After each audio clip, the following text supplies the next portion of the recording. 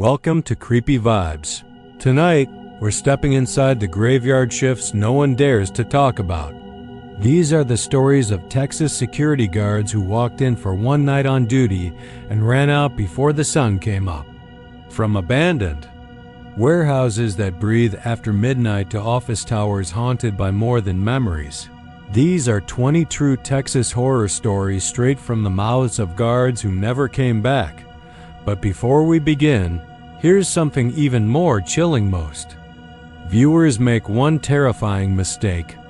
They leave without subscribing. And when they do, they miss the darkest, most disturbing stories that only the brave stay to hear. Don't be one of them. Hit that subscribe button now because the shadows are moving, the graveyard shift has begun, and the next story might. Just come from your town. Tell me in the comments, where are you watching from and what time is it there? Because here on Creepy Vibes, the night doesn't end. And what's waiting in the dark? It's already watching. Let's begin. The rain had come in just as Ray parked behind the warehouse, fat and loud on the windshield like someone drumming their fingers hard against glass. It was one of those late spring nights in Texas where the air pressed against you like a soaked blanket, thick with heat and the smell of concrete and ozone. Ray shut the engine off and sat for a moment, letting the thrum of the rain and the distant hum of the freeway behind him settle in his bones. He didn't mind the rain. It kept people. Inside kept trouble away. Most nights here at the Atlas Freight Depot were boring as hell, and that's exactly how he liked it. He was 62, with a bad knee from an accident he never talked about, and eyes that still scanned too fast for a man working the graveyard. Shift alone. But Ray wasn't the type to complain. It was money. It was quiet. And he had his little rituals.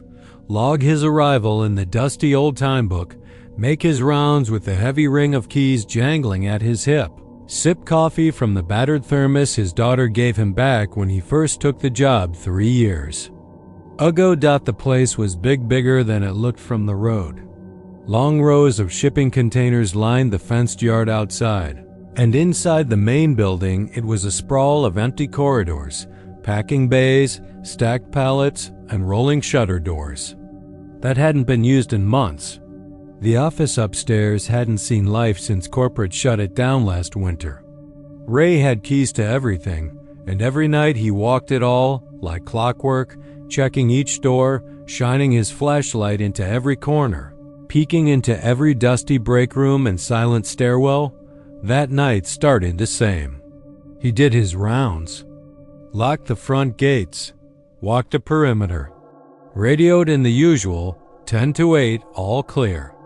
Then he sat down in the small security room just off the warehouse floor, flicked on the monitor bank, and settled in. 8 screens. Grainy black and white feeds from all over the place, loading docks, interior halls, office spaces, yard view. It was like watching paint dry. He leaned back in the old vinyl chair, the seam split and poking at his arms, and poured himself a lukewarm cup of coffee.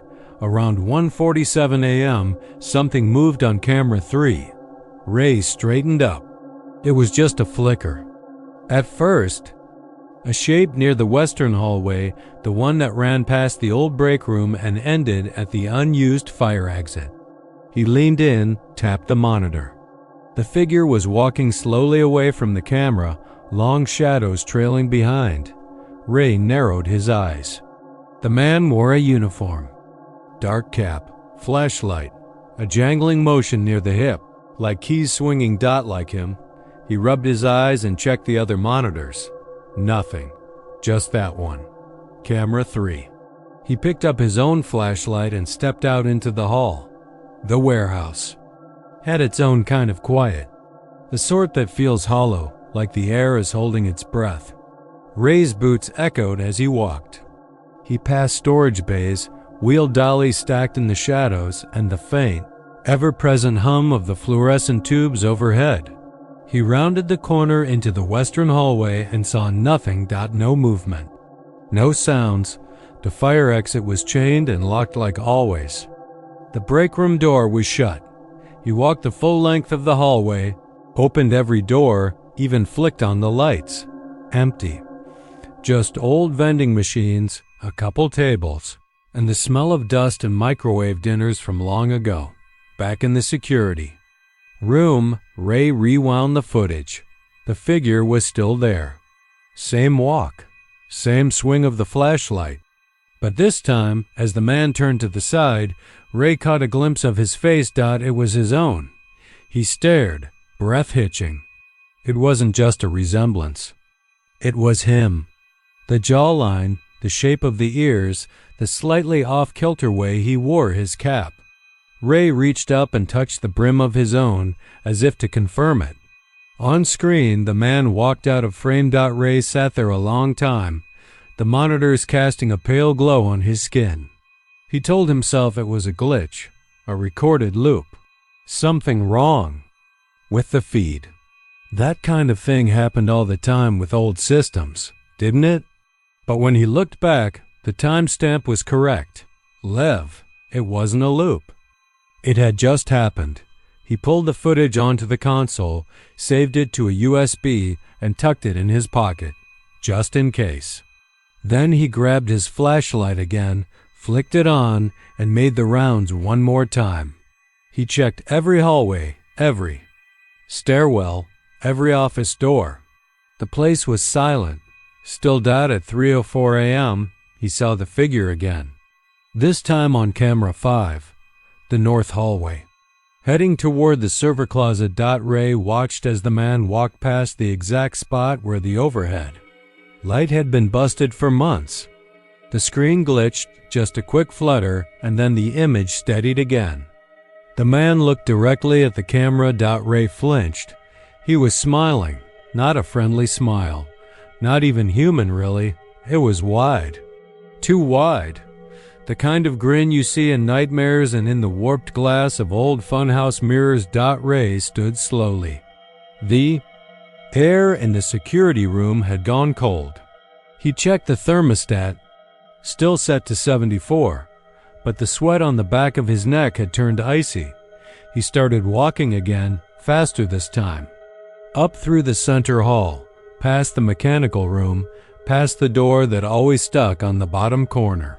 He paused at the north hallway and listened. Nothing. He walked halfway down, past the overhead light that flickered now and then. He reached the server closet and jiggled the door. Locked, as it should be, but there was a sound inside, a clicking. Like fingers tapping slowly on a metal shelf. Ray stepped back. He pulled his radio to his mouth. Control, this is Site 12. Confirm any personnel entry? Static. He waited. More static. Then a sound came through. Not words. Breathing. Heavy. Wet. Close. Ray dropped the radio and backed up down the hall, turning his flashlight in every direction. The beam flicked past supply closets, janitor shelves, and a mirror hanging crooked above a mop sink. For a second, just one sick, impossible second, he saw his own reflection in that mirror. Step back a moment after he did. He ran back to the security room, slammed the door, locked it. On the monitors, he saw the figure again, walking the southern corridor now. The camera angle caught his face full on. Ray stared. He wasn't smiling anymore. He looked tired, drained, like something hollowed out behind. The eyes. Ray touched his own cheek. He could feel the sweat cooling there, the tremor in his fingertips. He leaned forward and hit the intercom button to all warehouse speakers. If there's someone in here, you need to identify yourself right. Now. Silence. Then every monitor went black. He waited. One by one, the feeds came back. All of them now showed the same hallway, from different angles. Impossible angles, and in every frame, the man was standing still in the middle of the hallway, facing the camera, facing Ray. His own eyes looking back. Then, on one monitor, the man began walking toward the camera. Ray backed away from the desk. The monitors began to flicker again. Each time they steadied, the figure was closer. Another flicker. Closer. Another. He reached the door and threw it open, heart pounding. The hallway outside was empty. Light buzzing overhead. Then footsteps echoed behind him. He turned, but no. One was there. Back in the room. All the monitors showed static now, except one. Camera 1. The feed from right outside the security room. And on that screen, the man stood at the door, smiling again. Ray never came back after that shift. He left the USB with the footage in an envelope marked "Watch This" on his supervisor's desk. No one ever found his badge or his keys. Just the thermos, still half full, sitting beside a cup of coffee gone cold. The night shift was always quiet in that part of downtown Dallas. After 9 p.m., the streets outside went dead, save for the occasional echo of tires on the freeway or the distant bark of a stray dog. The towers stood like tombstones against the black sky, lights flickering out floor by floor until only the maintenance crews and security remained. Joseph liked it that way. He'd taken the job 2 years after leaving the Dallas Police Department, not exactly willingly, but that was another story. These nights brought a kind of calm. No more domestic disputes, no more gang corners or blood in the gutters. Just him, his flashlight, a radio clip to his belt, and the steady beat of his boots across marble floors. The building was called Union Square Tower, though nobody used that name anymore. Most of the office spaces had been leased out to finance, firms and legal offices, the kind of people who paid for corner views and used words like leverage and assets under management. Joseph didn't know what most of them did and didn't care. His concern was locked doors, clear stairwells, and bathrooms free of vagrants or squatters. Simple. On that Tuesday night, he remembered it was a Tuesday because the vending machine guy came every Wednesday morning. Joseph started his rounds. At 11:05, as always. First, lobby. Then the freight elevator up to floor 22, which had been empty since a software company moved out last fall. He always checked 22 first because it was quiet and cold, and the windows sometimes whistled from the wind pressure. That floor creeped out the new hires. Joseph didn't scare easy, but that night, on his way back down from 22, he saw something strange. He was cutting across floor 17, another half empty, level shared by a dentist's corporate office and a firm that specialized in probate law. When he heard the distinct, metallic click of a stall door slamming shut in the women's restroom, he paused. The cleaning crew wasn't scheduled that night. They alternated weeks. He checked his sheet. No janitorial service marked, no contractor access. And this building had tight protocols. Every night worker wore a badge with an RFID chip that pinged when they entered or exited. He would have been alerted. He stepped closer to the restroom door, listened. Silence. The lights inside were on. He knocked. Security. Nothing. He pushed the door open. It was cleaner than usual. The air smelled faintly of lavender, like someone had just finished mopping with a scented disinfectant. He stepped in cautiously, checking each stall. The second one from the left was shut. He rapped on it. "Ma'am?" Building's closed for the night. Still no answer. So he backed up, put one hand on his mag light, and gently pushed the stall open. Empty. No signs of anyone having been there. But the mop bucket was in the corner, still half full. A cleaning cart stood by the sinks, bleach spray, gloves, extra toilet paper rolls neatly arranged. Joseph frowned.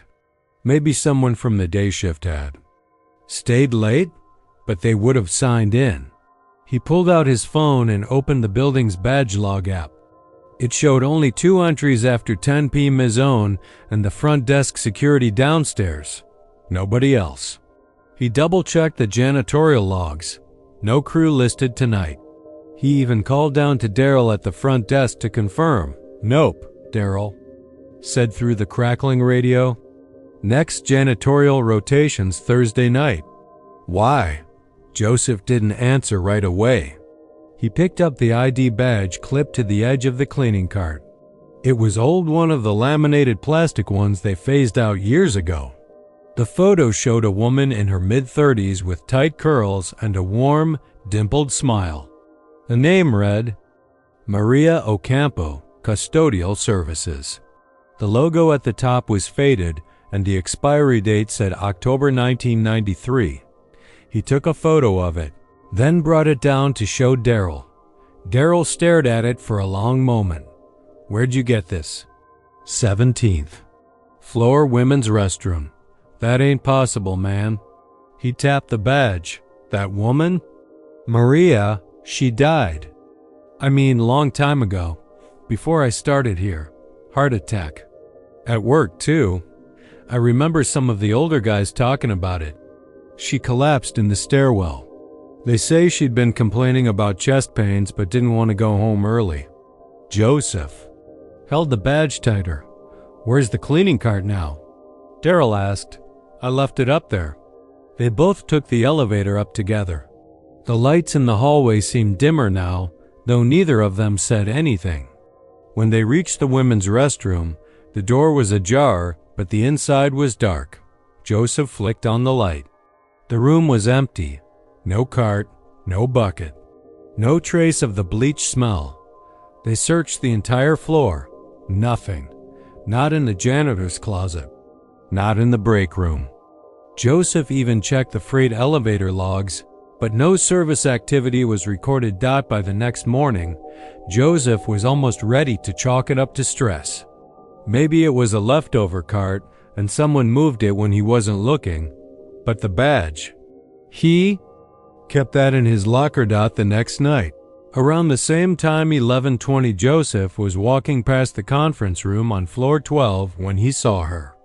She was inside, wiping down the glass table with a yellow cloth. Same woman from the badge, same curls, same uniform. The lights flickered as she moved.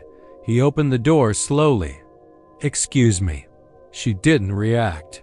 Just kept wiping, slow and rhythmic. Joseph stepped closer. "Ma'am, the building is closed." "I'm gonna have to." She turned toward him. Her face was pale. Not white-gray. Her eyes were hollowed in, shadows under them so deep they looked drawn on with charcoal. And yet that same dimpled smile stretched across her face, just like in the badge photo. He froze. Every instinct told him to run. Instead, he said quietly, "Maria?" She nodded once, slowly, and then she disappeared. Not in a flash, not in a puff of smoke. One moment she was there. The next, the cloth dropped to the floor, and the room was empty. He found the same badge lying on the table again. Same expiry date. Same everything. Over the next few nights, she showed up again, in different spots.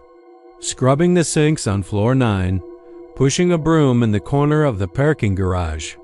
Once, Joseph found her standing in the stairwell between 14 and 15, just staring at the wall. Each time, she'd vanish if he got too close, but her presence left things oddly clean, smelling faintly of lavender. Spots the regular crew had missed for years. Joseph stopped telling people. Daryl didn't want to hear about it anymore. "Don't bring that juju down here," he'd say, tapping his headphones and blasting gospel music.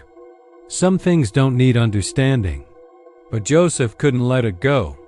One night, he went down to archives, dug through old employee files until he found her death report. It matched everything. Maria Ocampo. October 1993. Died of cardiac arrest in stairwell 15B. Found by a coworker. Around 2:15 a.m., her shift ended at 2 o'clock. The report had a post-it attached, yellowed and curling at the corners. Someone had scribbled a note in pen. She said she couldn't leave until her shift was over. That phrase haunted Joseph. She still believed she was working. So one night, Joseph did something different. He brought a folding chair and a thermos of coffee and sat in the hallway outside stairwell 15B. He waited. The hours passed slow. Around 2:10, he heard the gentle squeak of shoes on concrete, and there she was, pushing the cart, expression calm, sweat dotting her brow. He stood and faced her. "Maria," he said gently, "you finished your shift. You can rest now." She paused, looked at him with those hollow eyes, blinked once, then she nodded. Her smile faded. She looked relieved, tired. Her form flickered faintly this time, not dramatic, and then, just like that, she was gone. He never saw her again. But every night since, the bathrooms on 17 still smell faintly of lavender, and he keeps the badge in his locker just in case she ever forgets. The refinery sat a few miles outside Beaumont, close enough to see the city lights bleed into the sky on a clear night, but far enough that the place felt like its own little forgotten world. It was a half-dead complex of rusted tanks, shuttered units, and a few active pumps they kept running to justify the budget. Security was bare bones. 1 man per shift, 12 hours alone in a building that groaned from the inside out. That man, for the last 3 months, had been Royce Granger. Royce was in his late 40s, divorced, sober 5 years, and halfway through paying off a used Dodge Ram he didn't really need anymore. He didn't mind the solitude. In fact, he preferred it.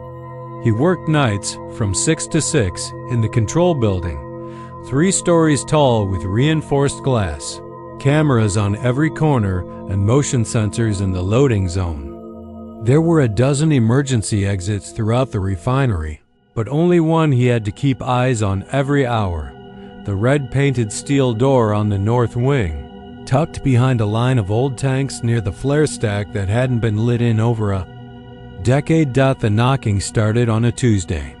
It was a quiet night. No wind, no rain. Just the low thrum of pump compressors and the occasional squawk of a night bird lost in the maze of metal. Royce was halfway through a lukewarm cup of gas station coffee when the alert pinged. Motion detected. Camera 09. He clicked over to the north wing view. That's when he saw the man. The feed was grainy, green lit from the infrared sensor, but clear enough to make out the figure standing at the emergency door. He wore a dark hoodie, the kind you'd see on a mechanic or a roughneck. The front was stained black like oil had soaked through and never dried. He stood perfectly still, facing the camera, not the door, and Royce noticed right away something wasn't right with his face. He zoomed in. The eyes, they didn't move, didn't scan the area, didn't blink. Royce reached for the intercom, the one patched through the external speakers, but stopped. Something told him not to. He waited, watched. The man didn't move, didn't knock again, just stood there like he was waiting for something else to happen. After a minute or so, the alert cleared. Motion lost, feed reset. Royce rewound the footage twice. Both times the guy just faded out of frame without turning or walking away. Just gone. He chalked it up to a glitch, maybe a trespasser. The refinery wasn't fenced all the way around anymore, and kids sometimes dared each other to sneak in. But the next night, at exactly 11:04 p.m., the ping came again. Same door, same man. Same hoodie, same blank face, same oil black stain. This time, the knocking was louder. 5 knocks, spaced out. Slow. Boom. Booma. Boom. Boom. Boom. Royce stood up, walked to the window that overlooked the eastern yard, but he couldn't see that side of the complex from there. The monitor showed the man still standing there. Royce flipped on the floodlights. Nothing changed. The man's shadow didn't stretch or shift. He was backlit and still, like he wasn't really part of the scene at all. Royce radioed the overnight supervisor station 3 miles off-site. No answer. Just static. He grabbed his flashlight, slipped on his jacket, and took the stairs down. 2 at a time. The walk to the north wing took almost 5 minutes through the maze of walkways and gravel paths. The further he went, the quieter it got. Even the insects seemed to fade out. He passed a decommissioned tank that smelled faintly of old sulfur. When he reached the emergency door, it was dead quiet. He stood in front of it, unsure. Then he knocked once himself, just to see that the door creaked inward, unlocked. Royce hadn't unlocked it. He hadn't even known it could be opened from the outside. He swung it open fully, heart pounding now, and shone his flashlight out. No one there. Nothing but rows of old catwalks and towers rising like skeletons into the fog. He stepped out and panned the light around. There were footprints in the gravel, oil black, damp despite the dry weather, and they led to the door. But not away from it. Royce locked the door, went back upstairs, and reviewed the feed. The camera showed him arriving, then the man. For a moment, they were both in frame, Royce walking up and the figure standing still. Same hoodie, same face, same frozen stare. Royce blinked, leaned closer to the screen. The man in the footage looked exactly like him. Over the next 5 nights, the pattern continued. Same time, same knock. Sometimes louder, sometimes softer. Always 5 knocks. Always followed by silence and vanishing. Royce stopped going out to check. He just watched. And each time, the image got clearer. The hoodie wasn't just oil-stained anymore. It looked burned, frayed at the edges. And the face, Royce's face, was changing. The skin darkening. The eyes sinking. Still never blinking. By Saturday night, he couldn't even drink his coffee. His hands shook too hard that he called in a report, left voicemails, sent emails. No one replied. No one answered. His supervisor's number rang endlessly. The company's main line kicked to a generic voicemail box. The next night, Sunday, there were 2 knocks, then silence. No man, no camera ping. Just silence so heavy he could hear his own breath. That night, he dreamed of fire. He saw himself walking through it, barefoot, hoodie clinging to his skin. Face melting off like wax, a refinery in flames. Screams in the smoke. Then a door. On Monday, he arrived early, an hour before shift. The day guard, a kid named Brett, looked pale. "You okay?" Royce asked him. "You see him too?" Brett whispered. Royce froze. "Man in the hoodie," Brett said. "Don't blink. Don't talk. Just knocks. I quit. I'm done, man." They ain't paying enough for this. Brett left without clocking out. Royce didn't try to stop him.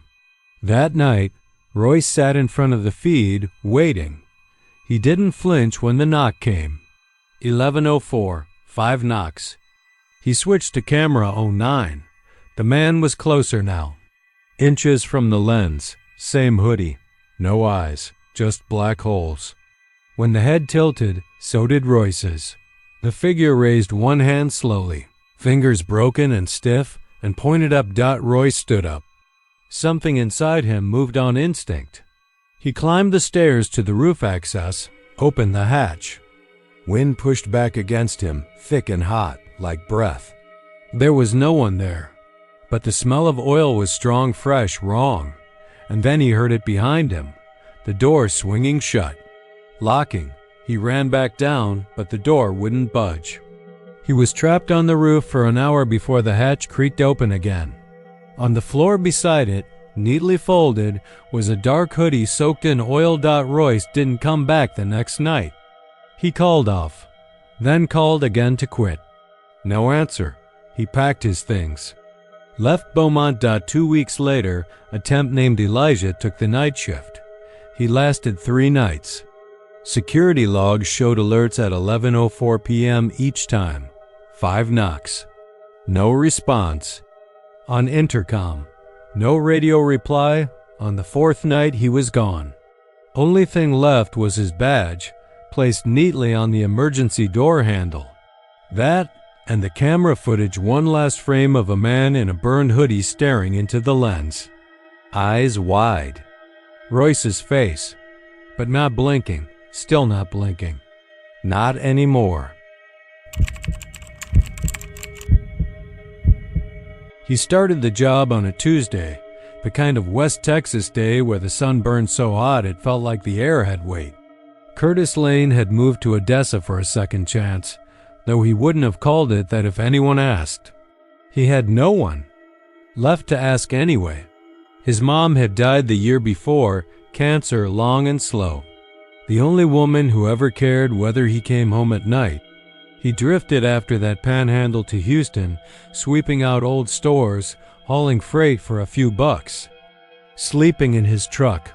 By the time he landed the night shift at Copper Ridge Distribution, he wasn't looking for meaning. Just a paycheck and a place to be unseen. The facility sat on the outskirts of town, past the oil rigs and rusted water towers, behind a crumbling lot full of dead mesquite and busted pallets. The building itself was massive, stretching long and wide like a concrete aircraft hangar. Inside was all echo and forklifts, long hallways that carried the sound of your boots longer than your own thoughts. His first night, the foreman, a man named Donnie who chewed sunflower seeds and rarely made eye contact, gave him the standard walkthrough. "You don't need to worry about loading bays past 5, Donnie said, jabbing a thumb toward the far end of the warehouse. "We're only using 1 through 4 for outbound and 5 for overflow. 6 through 10 ain't in rotation. Especially Bay 6. Why?"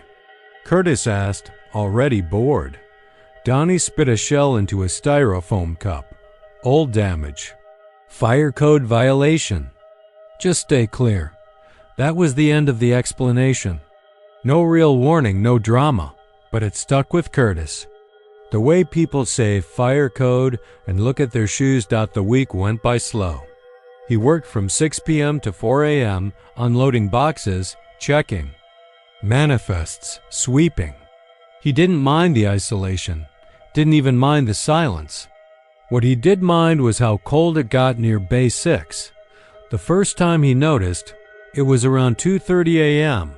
He was pushing a busted dolly back toward the equipment rack and passed close to the condemned bay. A sudden chill cut through his shirt, not the kind you get from an open door or poor insulation, but something sharper. Like walking into a meat locker. He paused, looked around. The rest of the warehouse was a furnace, humming with the overhead sodium lights. But Bay 6, it was dark. The doors were shut, locked with a heavy iron pad and chain. But light leaked from the bottom pail, flickering like candlelight. And something else, a sound, faint at first. It reminded him of wind whipping through a narrow canyon. Only the warehouse had no windows and the night was still. He leaned in closer and listened. It wasn't wind. It was breathing. He backed away fast, stumbled into a stack of shrink-wrapped pallets and cursed under his breath. Nothing came out of the bay. The light vanished like it had never been there. When he told Donnie the next day, the foreman didn't look surprised. He just sighed and said, "I told you to stay away from there. Don't try to understand it. Just leave it the hell alone." But Curtis wasn't wired that way, especially not when he felt like everything else in his life had turned to dust. The more people told him not to poke, the more he wanted to. He started watching Bay 6 from a distance, noticing little things. The temperature dip. The shadows that didn't match the overhead lights. The way the chain on the door sometimes swayed even though nothing was moving. And then there were the dreams. The first one was vague. He stood inside the bay, the shelves. Around him empty but blackened, like they'd burned long ago. Ash floated through the air. The far wall throbbed like it was alive. Something whispered behind him in a language he didn't know, but somehow understood. The second dream was worse. He was lying on the floor of Bay 6, unable to move. A figure crawled over the ceiling, joints bending the wrong way, head jerking. Like a broken doll. Its face was smeared with what looked like soot and blood, and it didn't have eyes, just deep holes where they should have been. It dropped onto his chest and opened its mouth too wide, stretching until the skin cracked. Then it screamed. He woke up gasping, heart racing, fingers digging into the mattress of his rented room. He didn't sleep the rest of that night. By Friday, he'd made up his mind. He'd open the damn thing. Just once, see what was inside. Prove to himself it was nothing. Because the dreams were getting more vivid, more real. He started to feel like Bay 6 wasn't just somewhere he worked near, but something that knew he was there. That night, after Donnie clocked out and the other two guys took their dinner break, Curtis grabbed a crowbar from maintenance and walked to the condemned bay. The padlock was rusted, but strong. It took 15 minutes of prying, sweating, and listening for footsteps before it snapped. The chain rattled to the floor. He hesitated. Then opened the doors. Inside was darkness. Not the kind your eyes adjust to. A thick, wet dark that seemed to swallow the light from the hallway behind him. He stepped inside and immediately felt pressure on his chest, like the air itself was heavier. The walls weren't burned, not anymore. They looked healed, fleshy, pockmarked like skin. There was a smell like something old and rotting had been sealed in concrete, and the breathing he'd heard before, it was louder now. All around him, Curtis took one more step. The floor pulsed under his boots. He turned to leave. The door was gone, or rather, the warehouse was gone. Behind him, in every direction, stretched a hallway made of bone-colored stone and veins of something black and pulsing. He spun in circles, heart pounding, and that's when he saw them. They crawled from the walls. Pale things with fingers like syringes and faces stitched shut. They moved in jerks and twitches, not walking but pulling themselves across the surface. Like insects. One had no mouth, but Curtis could hear it whispering inside his head. Another grinned with a mouth full of keys, old, rusted keys that jangled as it breathed. He ran. The hallway twisted. Time didn't work right. One moment he was sprinting, the next he was standing still. The walls closed in, the lights dimmed to a wet red, and he screamed until his throat gave out. Then he was outside the bay again. The doors were shut. The chain back in place. He dropped the crowbar and vomited on the floor. Nobody believed him. They said he must have passed out. Heat stroke, stress. But Curtis knew better, because the dreams didn't stop. They got worse. Now, even when he's awake, he sees glimpses in bathroom mirrors, in the reflections of parked cars, in the shimmer of oil puddles on the pavement. He sees that hallway, those stitched things, that red light. Sometimes they crawl toward him, sometimes they just watch. Quit 2 days after, disappeared from Odessa, took jobs farther and farther west until there was nothing but desert and wind. But Bay 6 still follows him, because it wasn't a place. It was a door, and Curtis was the one who opened it. He just hopes to God no one else ever does. But some nights, especially when the wind's right, he hears the chain rattle again, and he knows something got out.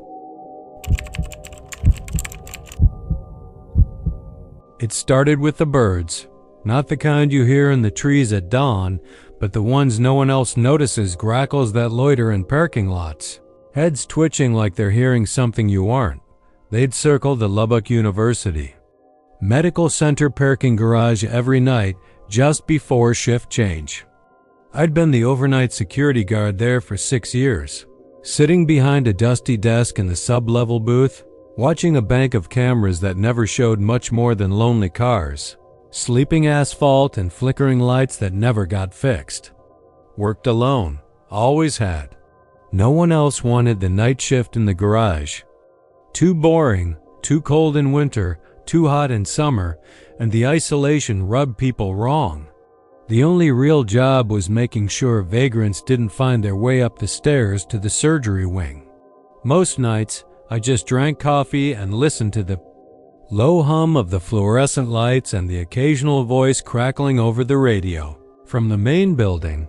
But around the start of last October, things started to get off. It was subtle at first, just a tone. A shift in the air, like the temperature dropped by a few degrees around 3 a.m. sharp. Every night, I'd be sipping coffee, nodding off, and suddenly I'd feel like I was sitting in a walk-in freezer. At first, I blamed it on the busted heater under the desk or maybe the way the concrete floor held the cold. But it didn't matter what I wore: layers, wool socks, even a space heater I brought from home, it still seeped into my bones. Always at the same time. Always around 3:17 a.m., that was when the elevator started acting up. The freight elevator in the northwest corner of the garage had been out of commission for years. At least, that's what I was told when I started. It wasn't locked, exactly, but there was a red sign on it: under repair, do not use.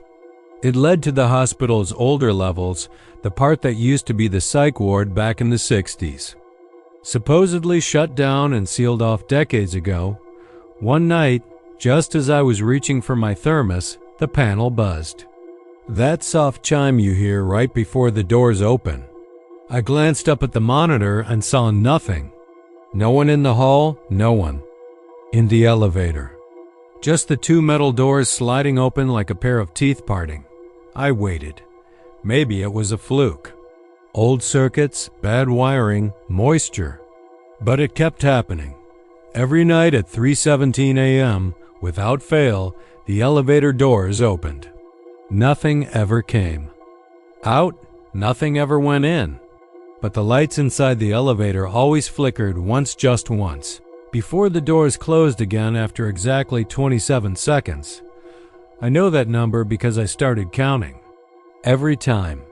I'd sit there and count, just to make sure I wasn't losing my mind. I told my supervisor. Carl was a tall guy with a permanent sunburn and the personality of a wet napkin. He waved it off, said the elevator had probably shorted into a maintenance cycle. They'll come fix it when they fix it, he said, mouth full of vending machine peanuts. So I started recording. I brought in a cheap camcorder and pointed it at the screen. 3 nights in a row, I caught the doors opening at 3:17. The 4th night, the camcorder was on the floor when I came back from the restroom. The battery casing melted like it had been left on a stovetop. My booth was locked, and I always took the key with me. That was the first night I thought about quitting. I didn't, though. Not yet. Part of me didn't want to walk away without knowing what the hell was happening. The rest of me didn't want to admit that I was scared. The next few nights were quiet. No elevator, no cold. I started to think it was over. That maybe I'd had a string of weird coincidences and stress-fueled hallucinations. But then came Halloween night. Lubbock doesn't do Halloween like other towns. It's too flat, too dry. The wind doesn't rustle, it scrapes. The dust doesn't swirl, it hangs like ash. The whole town feels like it's waiting for something to crawl out of its own history. That night, the elevator didn't just open.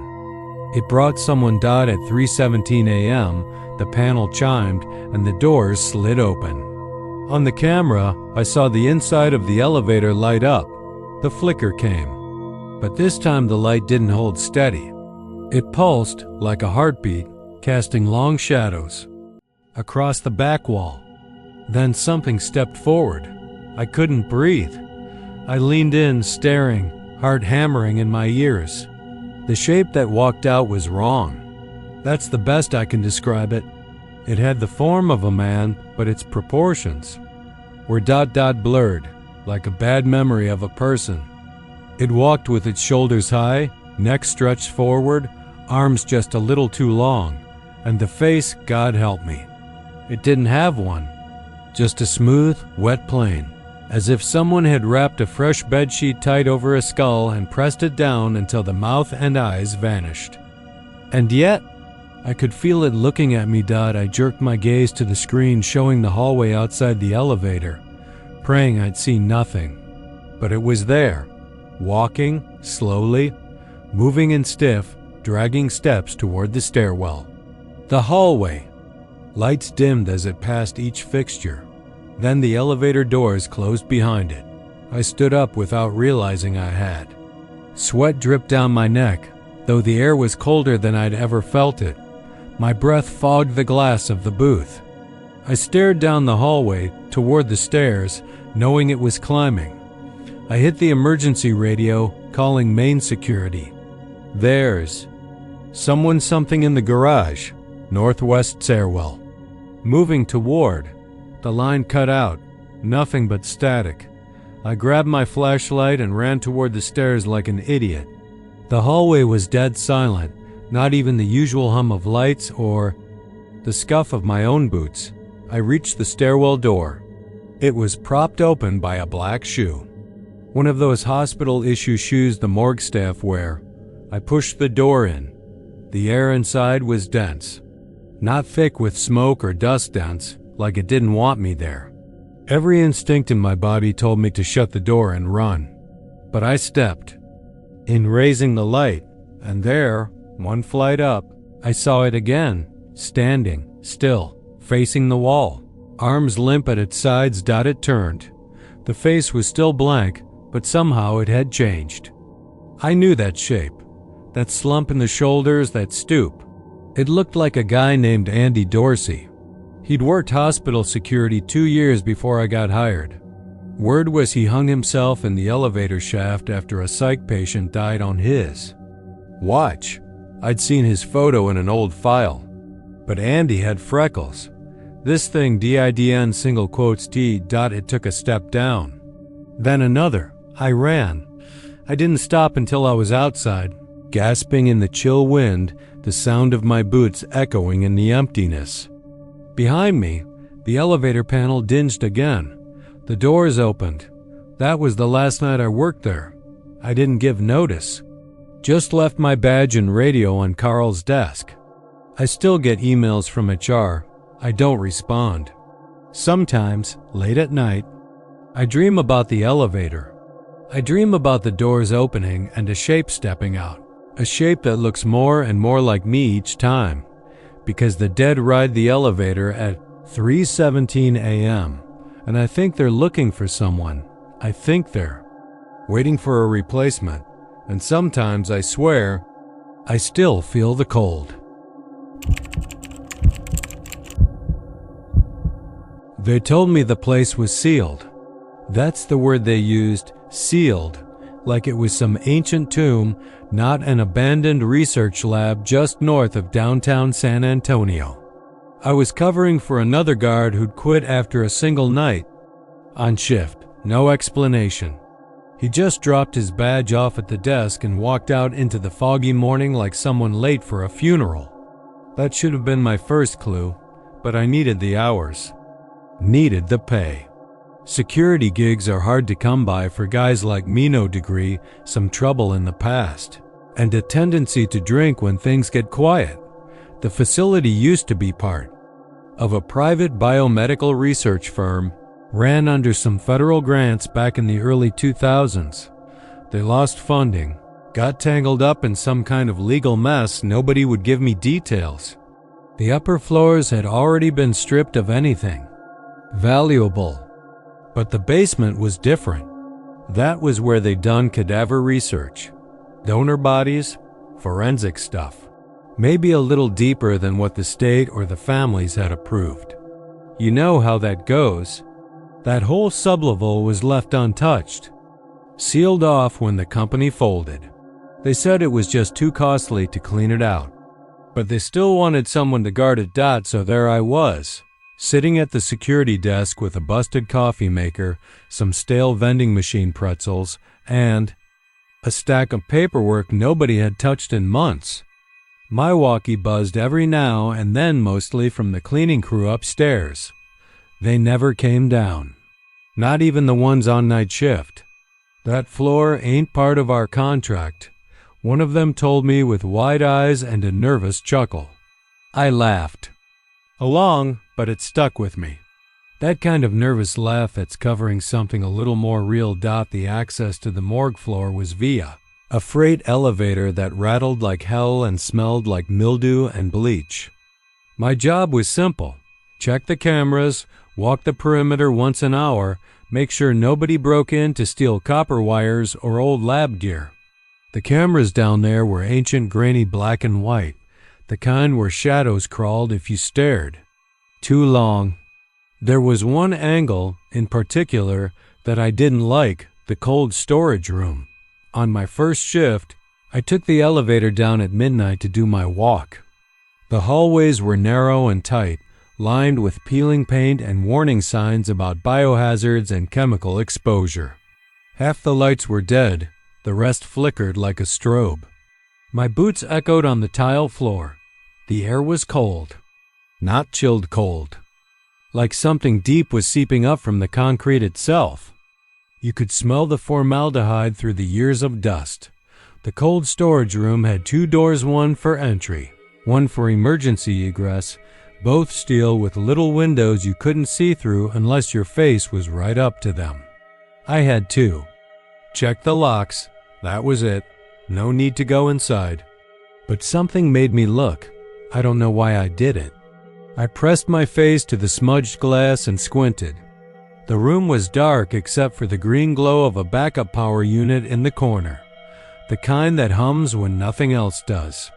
Along the far wall were the body drawers, 12 of them, labeled with faded tags. Some had numbers, others names. Few were scratched out. I watched. I stood there and stared through that grimy glass. And then I saw one of the drawers shift. It didn't open. It didn't rattle. It just bulged, like something inside pushed against it.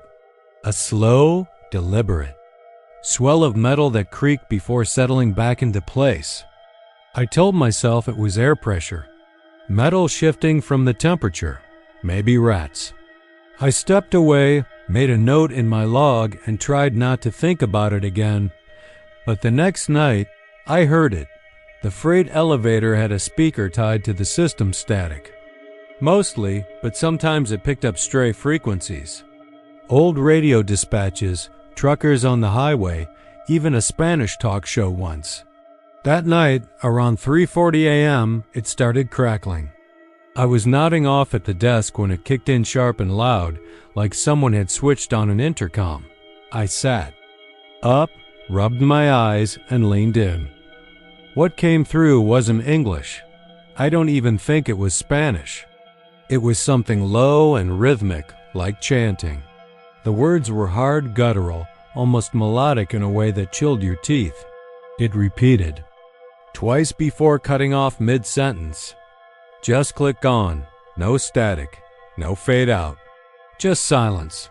I called it in, but nobody cared. Pulled wires, they said. Ghost frequencies. I started digging. Latin. That's what it was. I found some clips online of priests reading old rites and exorcisms, and it matched. Almost word for word. Requiem aeternam dona eyes ... something like that. I didn't tell my boss. I knew what he'd say. I went back down the next night with a recorder. I wasn't supposed to, but I had to know. I waited by the cold storage room with my phone on record, crouched just outside the door. I sat there in the dark, watching the little red dot blink. The air smelled worse than before, like something old had thawed out and started to rot again. Around 3:17 a.m., it began, not from the elevator speaker. From inside the room. It was faint at first, a whisper. No, not a whisper, a murmur.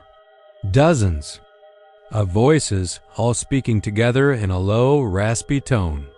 I pressed my ear to the door and nearly jumped when I felt it vibrate beneath me, like the metal itself was humming. And then, one by one, the body drawers started knocking, not slamming. Not shaking, knocking. As if someone were trapped inside each one, using just their knuckles. Some fast, some slow. I counted them. 12 drawers. 12 different rhythms, and then I heard my name. Clear as anything. It didn't come from the speaker. It didn't come from the recorder. It came from the other side of the door. One of those cold steel drawers.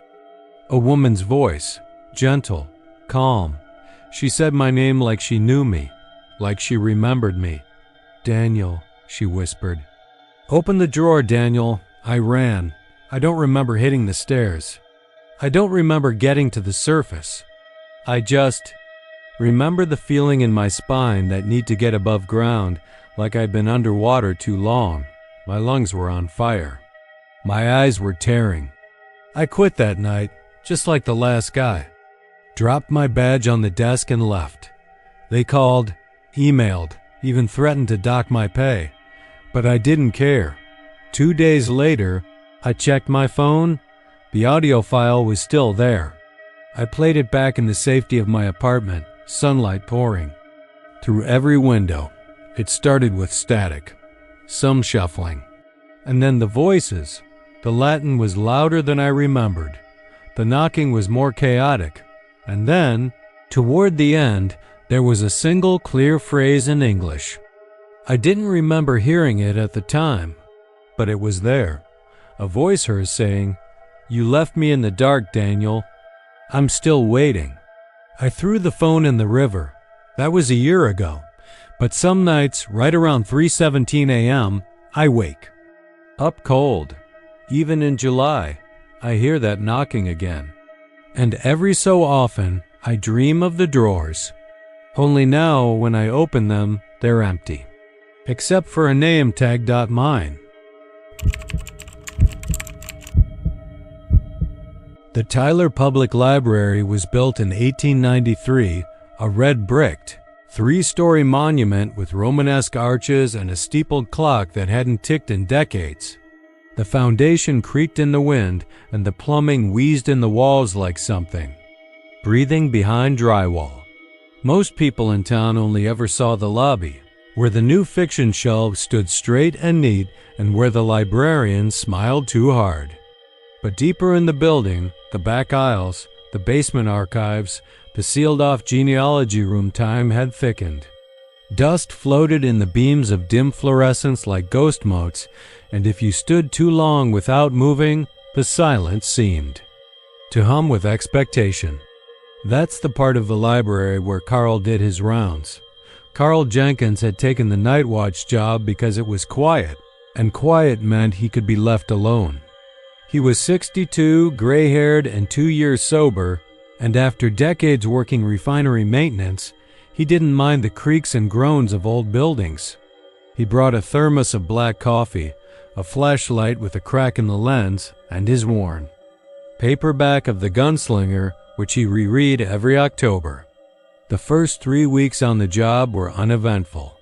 Sometimes the Hivit made the floor tiles jump. Sometimes the intercom clicked on for a second without playing anything. Harmless stuff. The library closed at 8 p.m. sharp and Carl locked the main doors behind the last patrons and staff. The interior lights dimmed automatically, leaving only the glow of the desk lamps and the motion-activated ones in the hallway. From 9 o'clock to 3 o'clock, his job was to walk the aisles, check the locks on the emergency exits, and file an hourly log in the office by the microfilm machines. The first strange thing happened on a Tuesday night. He was in the northwest corner, the medical history section, when he noticed 4 books lying open on the floor. That wasn't so odd. Kids and teens came in during the day and were careless sometimes. But the way they were positioned made him stop. Each book was open face down, evenly spaced, like someone had stood in place flipping through each and just dropped them like a trail. One had a page on battlefield amputations, another on trepanning bloody sketches of holes drilled into skulls, and the third, the anatomist's sketchbook, featured a pair of shears plunged into a human rib cage. The fourth was open to a black and white photo of a man's body cut. Clean in half at the waist. He stared at the images longer than he meant to. Something about them didn't feel like old illustrations. They were too sharp, too exact, the way modern crime scene photography is. He picked them up, set them back on the shelf, logged it, and didn't mention it to anyone. The next night, there were 5 books open, this time in the Texas history section. Each showed scenes of early frontier violence, scalping, hangings. One showed an oil worker whose face had been burned off in a rig fire near Odessa in the 1940s. It took Carl longer this time to close them and reshelve them. The spines were warm to the touch. That was odd. This section was cold, always had been, and no one should have been in there since the doors were locked at 8. He started to wonder if it was a prank. Maybe one of the college kids who used to work the front desk still had a key, still knew how to get in without triggering the alarm. But when he checked the security feed, nothing showed.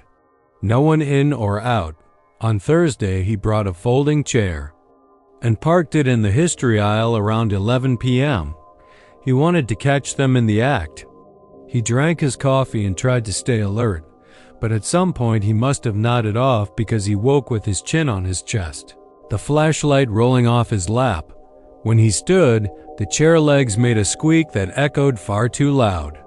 That's when he saw 10 books open in a neat curve around his chair, all with full-color pictures this time, all centered on forms of death by crushing. One showed a body beneath a fallen stack of shelving. Another had a diagram of a man crushed by an elevator gear. The last one depicted a library cart tipped over, with its wheels embedded in a man's face. Carl staggered backward and dropped the flashlight. It spun once, blinked, and went out. When he finally got it to flicker on again, the books were closed. Not gone, just shut tight on the floor. No breeze in the room. No sound. That was the night he remembered something one of the janitors had said during his first shift. Don't spend too long by the stacks. That's where they got Riley. Riley had been the night guard before him. Nobody told Carl exactly what happened. Just that he quit suddenly, turned in his badge without a word, and left town the same night. Same with the one before him, a guy named Hayes. Carl had figured it was just burnout. But now, standing alone among those curved rows of violent imagery, he started thinking maybe they hadn't left. Not completely. The next night, he brought his own copy of the key log from years past, which he found in a filing drawer behind. The old VHS training tapes? He opened to a page from 2 years ago. There it was, an incident logged at 3:13 a.m. Found books open in aisle 7B. All featured blunt force trauma. Another one from 2021, 3:17 a.m. Rearranged books. Possible break-in. Nothing on camera. He stayed until morning and didn't sleep at all. On Saturday night, he found the architecture of the library had changed. The maps he knew by heart didn't match the real layout anymore. The Texas authors aisle was now where the World War II archive should have been. Shelves were taller than he remembered, some curved like ribs toward the ceiling. Books were arranged not by subject or author, but by what they depicted: drowning, suffocation, self-mutilation. Each had a little yellowed index card sticking from the top, typed with the name of one of the former night guards. He found one with Riley C. written in faded ink. Inside was a photograph, not a drawing this time, of a man curled on the Fazza Masomo. Inside was a photograph, not a drawing this time, of a man curled on the Diensen, of a man curled on the Monsen floor of a stairwell, his body bloated and purple, his mouth open wide like he died mid-scream. It wasn't staged. The angles were wrong for that. Too much shadow. Too much detail in the blown-out eye. He dropped the book. It didn't hit the floor, it simply vanished before it landed, like it was snatched into the air mid-drop. From the far end of the row, something scraped. Carl turned, light trembling in his grip, and saw movement between the stacks. Not a person, not exactly. A shape. Like someone made of the pages themselves, bound in cracked leather and twisted too thin. It didn't walk. It slid, the sound of friction paper and tearing parchment echoing as it moved. He ran until he reached the main hallway and nearly fell over the circulation desk. He hit the alarm button, then the breaker, plunging the whole place into blackout. Only the emergency lights kicked on, dim, red, and humming. The books on the return cart were different now. Every single one was open to a scene of death. Not drawing. Not photo. Live feed. He saw himself on the page from above, hunched, sweating, panicked. Running down the very hall he now stood in, the books began to flip on their own, one by one, like hands were thumbing through them faster and faster. The flapping sounded like wings. Carl stumbled backward, tripped over the return cart, and cracked his head on the edge of the desk. The last thing he saw before blacking out was the red emergency bulb flickering and a figure in a security uniform. Standing at the edge of the stacks, it looked like him. It held his badge, but it had no eyes. Carl never came back for his final paycheck. The library told the town he had a medical episode. A new night guard started the following Monday. On his third night, he reported finding 3 books open in the children's section. All were about being buried alive.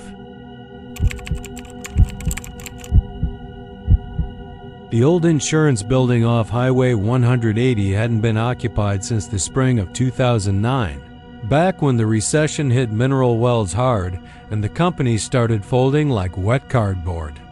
But the building was still standing gray concrete. Bones, weather-stained windows, and the kind of silence that felt thicker the longer you were inside.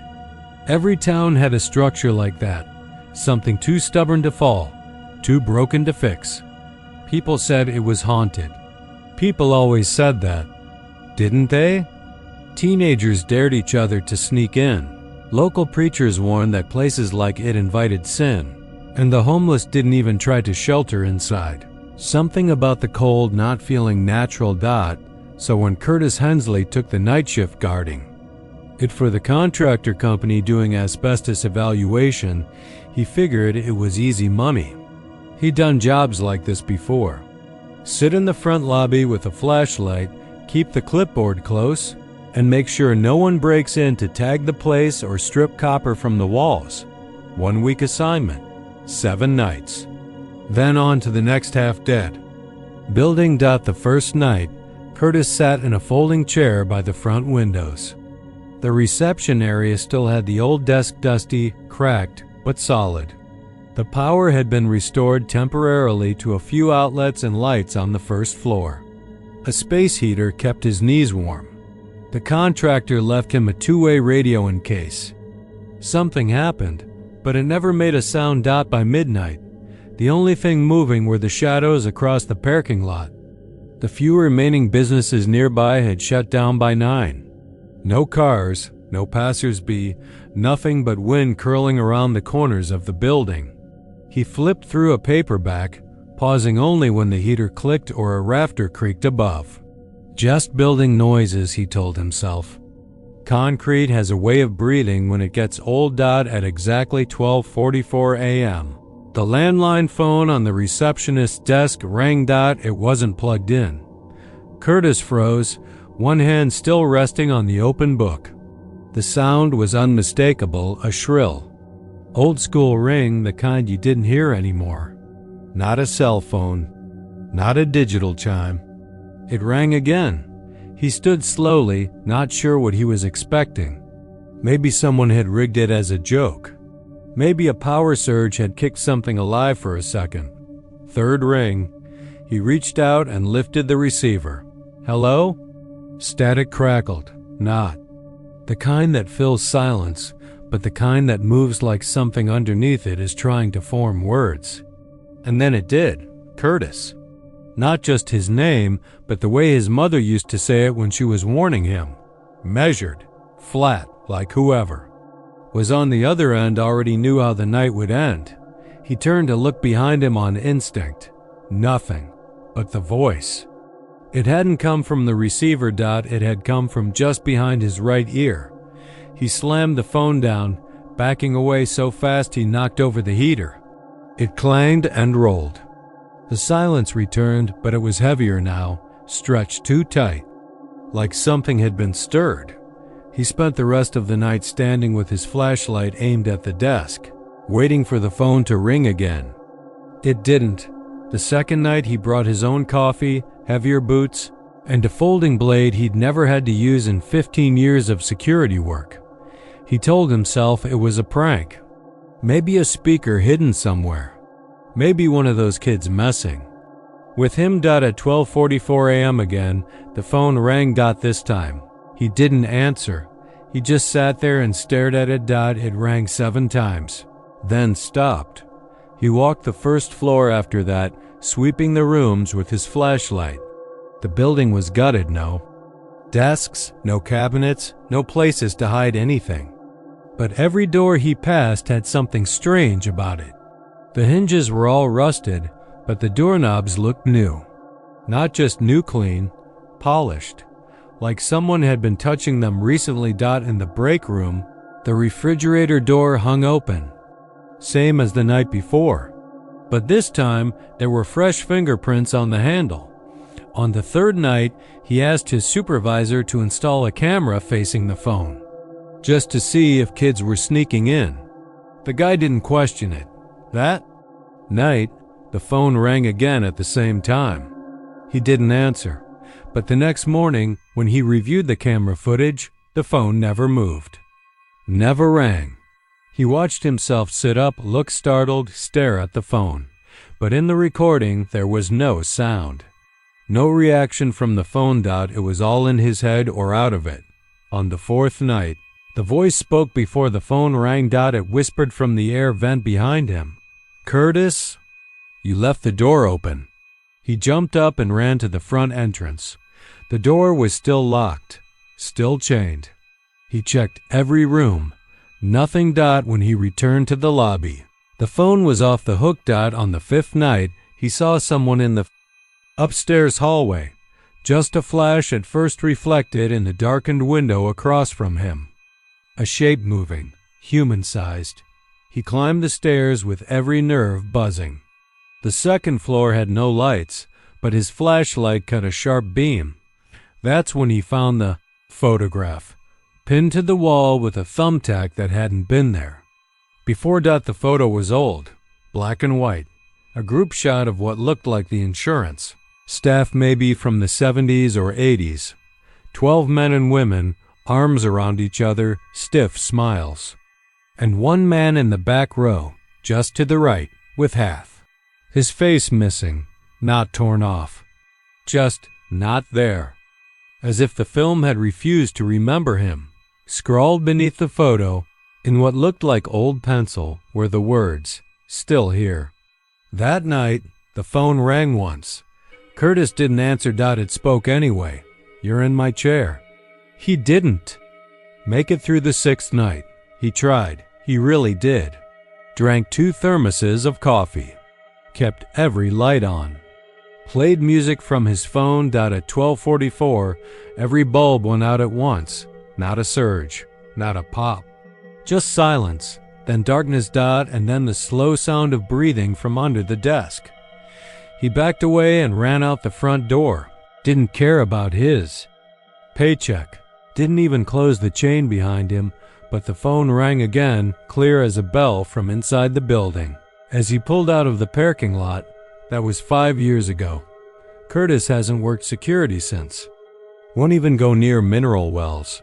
Lives in a trailer near Abilene now, does odd jobs. Keeps to himself, but every so often, usually late at night, he says he still hears the phone. even though there's no landline in the trailer, and when it rings, it always starts with his name from just behind him. They told Darren it was nothing when he asked about the furnace room on his third night. Just wind in the ductwork, someone joked. Another laughed and said the building still cried because of the layoffs, and then they all went back to their vending machine coffee like it was normal to hear something sobbing through the air vents of a chemical plant that hadn't used that wing in 10 years. Darren didn't laugh. He'd been hired as a night janitor through an agency that didn't ask many questions, just handed him a badge, a neon vest, and told him to keep to the green zones. The map they gave him had the janitorial wing, shaded in red, marked with a sticker that said, "Nitrogen monoxide entry do not clean." That only made him more curious. The plant sat on the far end of Seguin, Texas, surrounded by fields of rust-colored grass and decaying mesquite trees. The kind of place that didn't show up in satellite photos clearly, just a blur of silver roofs and faded roads. Darren was used to working graveyard shifts. He liked the silence, the rhythm, and the lack of questions. But there was something off about this place. The way light hummed too loudly, the way the shadows never felt empty. On his second night, he noticed the vents along the north hallway would grow warm after midnight, and sometimes, if he stood still, he'd hear a soft sound coming from them like someone breathing just past the metal. The furnace room wasn't on the official floor plan. That's what really started gnawing at him. On paper, the janitorial wing had been shut down after a supposed gas leak in 2015. 17 workers had been laid off. One, a woman named Lorena Mendoza, had died in what the report called an isolated thermal incident. No one explained what that meant. The story was buried in local news archives behind a paywall, and when he asked one of the old engineers about it, the man just stared at him, lips tight, and walked away. On the fifth night, the vents began to glow. A low pulsing. Orange, like something was smoldering inside.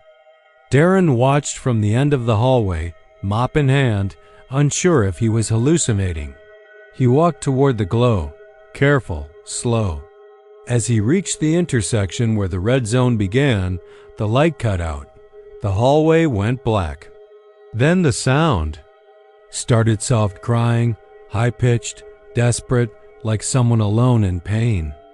Not a scream, not a moan, just crying. He didn't sleep that day. The next night, he brought a flashlight and a crowbar. He wasn't supposed to go into the janitorial wing, but the line between curiosity and fear was starting to blur. The longer he ignored the sounds, the more they changed. The crying grew clearer. Sometimes it said words. "Please," it whispered. "Still here?" At 2:13 a.m., the exact time the crying always started, he pried open the rusted double doors that led into the condemned janitorial wing. A thick heat rolled out, dry and metallic like scorched copper. The hallway inside was lined with charred floor tiles and rusted lockers. The walls were smeared with old smoke, and the smell was worse than he expected, like burnt cloth and old sweat. He walked slowly, following the vents.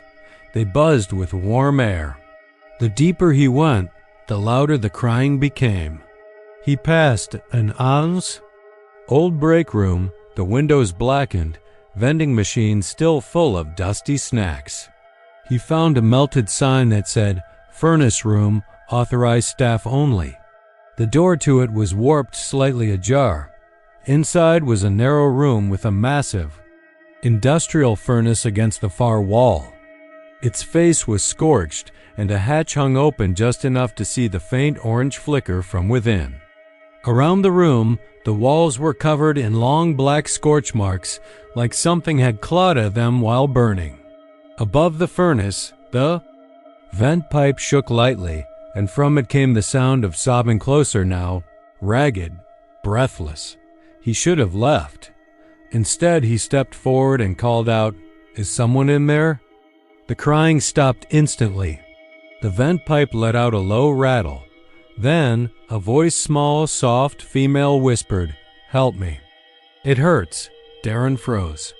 Every inch of him screamed to turn around, but he took another step. The furnace groaned like something inside it had shifted. He crouched near the open hatch and aimed his flashlight inside. There was nothing but a flickering heat and ash. Then, from the shadows near the back of the furnace, something moved. It looked like a hand, blackened, charred, missing most of its flesh. The fingers curled slowly toward the light. Then another hand. Then a face emerged, burnt skin, mouth open, eyes melted shut, and yet crying. He fell backward, dropping the flashlight.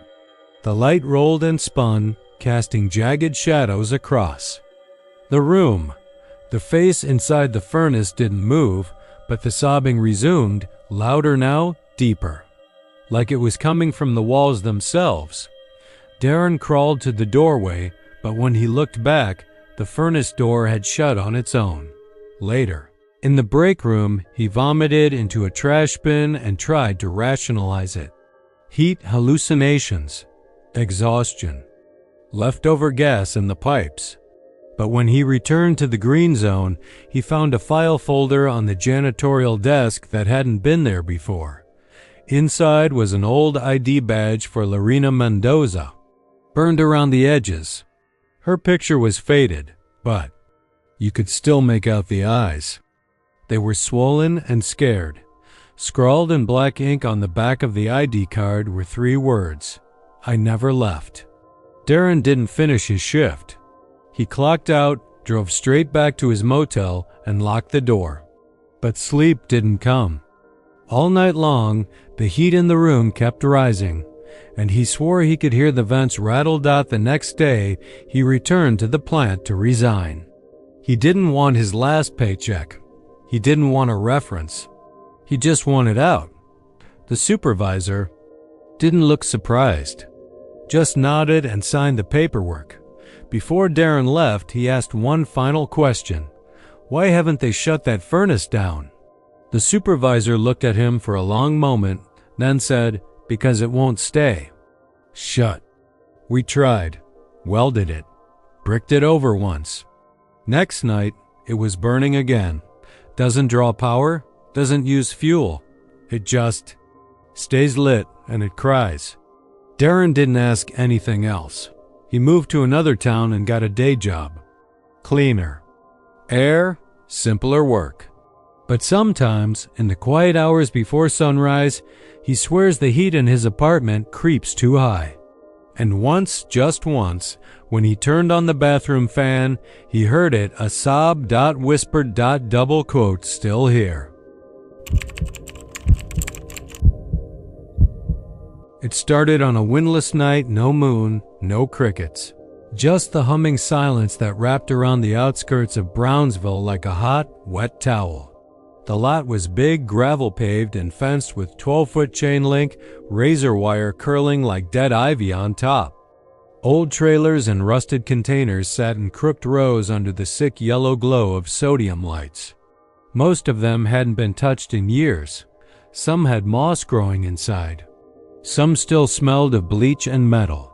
And the guard shack stood at the edge of it all, a squat little box with a tin roof and peeling green paint. Facing the only way in, the iron gate that clanked shut. Every night at 10. Hector Mendez had been on night shift for just over 4 months. He took the job after the layoffs at the factory, after his uncle said he could pull a few strings with the security firm. Hector didn't mind the solitude. In fact, he liked it. Just him, a thermos of burnt coffee, a flashlight, and the occasional sound of something rustling in the cactus weeds. His only real job was to log the trucks that rolled in during the day and keep an eye on the cameras through the night. There hadn't been a break-in in years. It was just storage space. Just stuff sitting there, rotting, that night. Hector noticed something was wrong around 12:41 a.m. He remembered the time because he was logging a note about a light that had flickered out near container 47B. He set the clipboard down, stood from the dented folding chair, and stretched. The shack always creaked when he moved cheap wood, warped floor. But this time, it felt off, like something inside the walls had tensed with him. He told himself it was in his head. He stepped outside to get some air and lit a cigarette. That's when he saw the shack, his shack, wasn't facing the gate anymore. It was facing the lot. The whole damn building had turned maybe 90 degrees. The wide front window that always looked toward the road was now aimed straight into the rows of dead containers. Hector dropped the cigarette, let it burn on his boot. He turned in a slow circle. The gate was still where it had always been. The perimeter fence hadn't moved.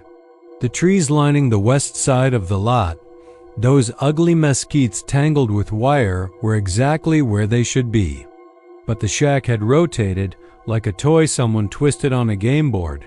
He walked around it once, touched the outer wall, still warm from the day's heat. He even bent to look at the ground, expecting to see drag marks or broken gravel. Nothing. No tracks. No sign that the thing had been pushed or jacked or spun. Just a solid box, somehow turned in place, now staring into the heart of the lot like it was watching something sleep. Inside, everything looked untouched. His thermos was on the desk. His flashlight leaned against the corner. The ancient black and white security monitors hummed with static. The only thing different was the reflection in the glass of the monitor screens. They weren't showing him. He leaned in, squinting, thinking it was a trick of light. He raised his hand, expecting the figure on the screen to copy him. It didn't, single quotes T. The man sitting in the chair in the reflection wore his uniform, his patch, his name tag, but his face was blurred. Not out of focus, just wrong. Like someone had tried to sketch Hector from memory but got tired halfway through. The jaw was too long. The eyes too far apart. The mouth never moved. It just smiled, and it was watching him. Hector backed out of the shack slowly, heart rattling in his chest. He turned away from the screen, but the image didn't move. It kept watching him even after he stepped fully outside, even after he circled around to the back of the shack.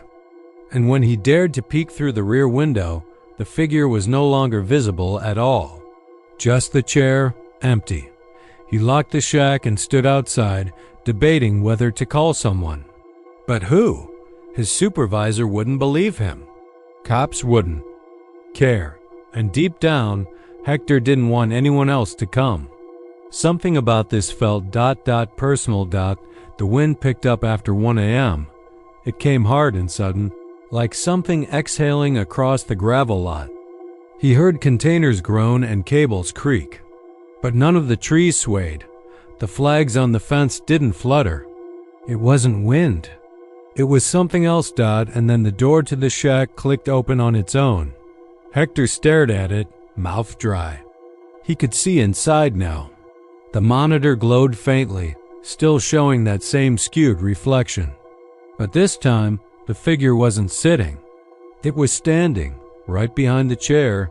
He slammed the door shut, jammed a rusted steel rod through the Kia handle, and backed away until his heels hit the curb. He didn't sleep. He didn't leave. He just sat on the hood of his old Dodge until the sun started bleeding through the eastern clouds and the world turned orange and ugly again. The shack had turned. Back by morning. That's the part that messed with him most. The thing faced the gate again like nothing had happened. Like the night had folded in on itself and snapped back into place. But Hector knew better. Because when he unlocked the shack at the start of his next shift, something was missing. His thermos was gone. So was the chair, and the screen? It was cracked straight through the center, spiderwebbed like a windshield hit by a rock. The footage had been wiped. Every file. Every recording from the past 2 weeks. Gone. But worst of all, on the desk, where his coffee had sat the night before, was a folded piece of paper. No envelope. Just a note, handwritten in a careful scrawl that looked almost like his own. It sighed, "You shouldn't have looked." Hector never worked another night shift. He didn't even quit. He just never came back. The company sent someone to collect his uniform. They never replaced him. The lot sat abandoned now, overgrown and forgotten. A rusted graveyard of things nobody cared to claim. But the shack is still there. Still facing the gate until the sun goes down. It started on the third week of night shift, the kind of dead hours rotation no one at Blue Mark Logistics wanted. Amarillo's latest tech hub, cobbled together inside a refurbished rail depot, had been operating 24/7 since spring, and by July, the desert heat seeped up through the cement floors no matter how high the AC ran. You could smell oil and metal in the air. Concrete dust from half-finished zones clung to the corners, and fluorescent lights buzzed so loud they made your molars ache. Jonah Mercer took the night slot because he didn't have a choice. The day shift went to the full-timers and union-signed, and he was neither. Just a transfer from DFW, recovering from a back injury and a wrecked marriage. He told himself the hours suited him. No people, no questions. Just scanning boxes and tracking pallets across silent loading docks. A quiet grind. That's all he wanted. He first noticed the mural on a Tuesday. It stretched across the south wall of Loading Bay 2, a massive detailed painting in grayscale. No color, just tones of black, white, and shadow. It had been part of the city's effort to turn these abandoned places into something that looked modern and meaningful. That's how the company VP phrased it. A tribute, supposedly, to the warehouse workers who came before, back when this place held cattle feed and cotton sacks, not smart devices and voice-activated cameras. The mural showed 6 figures. Men and women, hard faces, broad shoulders, calloused hands painted in exquisite detail. All old-fashioned. Denim overalls, leather gloves, dust-smeared cheeks. They weren't smiling. Their expressions were neutral at best. Grim, maybe. One woman in the center stood a little forward, short cropped hair, eyes lowered. Behind her, the others looked out toward the bay floor. At first glance, it was haunting only because of its realism. The kind of piece that made you walk slower past it, like the paint might still be wet. Jonah walked past that mural every night at 10:42 p.m., exactly 13 minutes after his lunch break. His routine was nailed down like clockwork. Lunch at 10:29, coffee at 10:40, pass Bay 2 at 10:42, return to Zone B inventory at 10:44. And for 2 weeks, the mural was always the same dot until it wasn't. He didn't catch it right away. He wasn't looking for change. He just paused. Something itched at the back of his neck, and he looked up. The light above Bay 2 had flickered out the night before, so the wall was half lit by the spillover from the dock doors. That gave the mural an odd effect, parts of it sharp, others in shadow, and that's when he noticed it. One of the eyes, the woman in the center, her right eye had changed. Not color, not shape, expression. It was slightly open. Just a sliver. Not wide, not glaring, just awake. Jonah stood there for a long moment, coffee going cold in his hand. He couldn't say exactly what made it so wrong. The woman had always looked down. Her eyes had been shut, not closed like sleeping, but softened, resting, meditative. Now one of them was cracked open, and beneath it was a pupil, a tiny dot of matte black. He moved closer. The texture of the paint hadn't changed. He ran his fingers over it, rough like dried stucco. Nothing moist. No sign of tampering. The rest of the faces stared on, silent and fixed. Maybe he was imagining it. He went back to his station, scanned the rest of his night out, pushed it aside, but the next night he slowed again, and her eye was wider. The other one now too, wide open, staring not at the dock, not a head at him. They followed his movement. Subtle, almost imperceptible, but he tested it. Walked a few feet left, then right. The pupil shifted, his chest tightened, and for the first time in a long while, he wished there was someone else on shift. The others worked different zones. He was alone in Bay 2. He told himself it was some kind of illusion. Perspective, maybe. The mural was designed that way, to appear like it was tracking you. That kind of artsy nonsense. But deep down, he knew better. By Friday, the smile started. It wasn't her. It was the man to her right, third figure from the left. Bearded, big shoulders. His lips curled slightly upward like the beginning of a grin. Not joyful, not even friendly. Just wrong.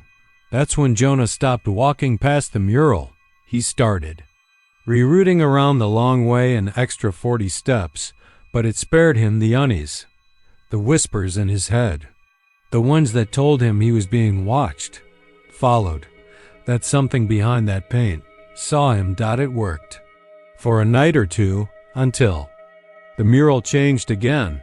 Now it wasn't just the eyes. It was the positions. The figures moved. The woman's head tilted slightly. Her fingers curled. One of the men took a half step forward. He brought it up to maintenance. Asked if anyone had retouched the mural. They laughed. Said the paint was sealed. Under polyurethane, city-funded, union-painted. No one touched it. Not even for cleaning. Hadn't been since it was finished in January. Jonah asked if they had cameras on Bay 2. They said no. That wing was low priority. The next night, he didn't show up, didn't call in. No word. They found his shift badge on the break table. Still. Logged in on the scanner terminal. His orange safety vest folded neatly on a shelf. No sign of struggle. Just gone. They assumed he walked off the job. Stress. Burnout. Another burnout quitting the grind. But when they checked the logs, his last scan was at 10:41 p.m. Bay 2. Some of the guys joked about it. A few said Jonah saw the ghosts of the mural. One girl, Carla, swore she saw a face in the paint that looked like him. And then the eyes changed again. Now all 6 figures watched the door, their faces sharper. More aware. Carla said the woman blinked. Not slowly either, fast, like recognition. Then, one by one, others started noticing. The lights in Bay 2 would flicker for no reason. The mural would hum, just faint enough to question your ears. Some swore they heard breathing in the wall. Shifting behind the paint. Security put up caution tape, but it kept falling down. Someone spray painted over the eyes. Blacked them out. Next night, the paint peeled off just from that spot. The eyes were back. Clearer than before. It wasn't until September that they called in a specialist. An art historian. Some professor from Austin. He studied it for 6 hours. Didn't touch it. Just stared. Took photos. Made calls. Walked out without a word. A week later, a sealed envelope arrived at the warehouse. No return address. Inside was one sentence written. On old paper. They were not painted. They were buried. Management shut down Bay 2, closed off the loading dock. Covered the mural in black tarp. A month passed. Then 2. No new hires made it past their 3rd shift. Some quit. Some stopped talking. One collapsed in the parking lot, mumbling about her eyes and smiles behind the drywall. By winter, the tarp came down. Not by human hands. Just gone one morning. Like it had never been hung. And the mural? Now it showed 7 figures, the last one on the far left, holding a folded orange vest. Staring straight ahead, smiling. The mall had been dead for years, even before the lease signs started peeling off the glass. It was one of those sprawling Texas structures born in the mid-'80s, back when indoor fountains and anchor stores were still the heart of a town. But now Sunrise Promenade in McAllen was just a decaying skeleton of retail dreams, with maybe 6 stores clinging on for dear life. On the surface, it still functioned, some neon still worked, the food court still had one open taco joint, and once in a while, a handful of teenagers would loiter until curfew chased them out. But mostly, it sat hollow and echoing, and the only real heartbeat it had after dark was the security staff. Eddie wasn't new to graveyard shifts, but the mall had its own brand of quiet that messed with you. It wasn't like working a hospital or warehouse where machines hummed and lights flickered with purpose. The promenade's silence had weight. It pressed on you. And some nights, Eddie swore the building breathed. He'd worked there 6 months. Enough to know which cameras glitched, Bay 3 near the old Sears entrance, which motion detectors tripped from a sea drafts, and which lights flickered when it rained. He knew that the carousel in the children's play area sometimes turned on its. Oh, not because of ghosts, but because the wiring had been chewed to hell by rats. He told himself those things every night, over and over, like a mantra. A ritual of rationality. But the static was new. It started on a Wednesday. Humid, no storm. No construction near the building, nothing that should have caused interference.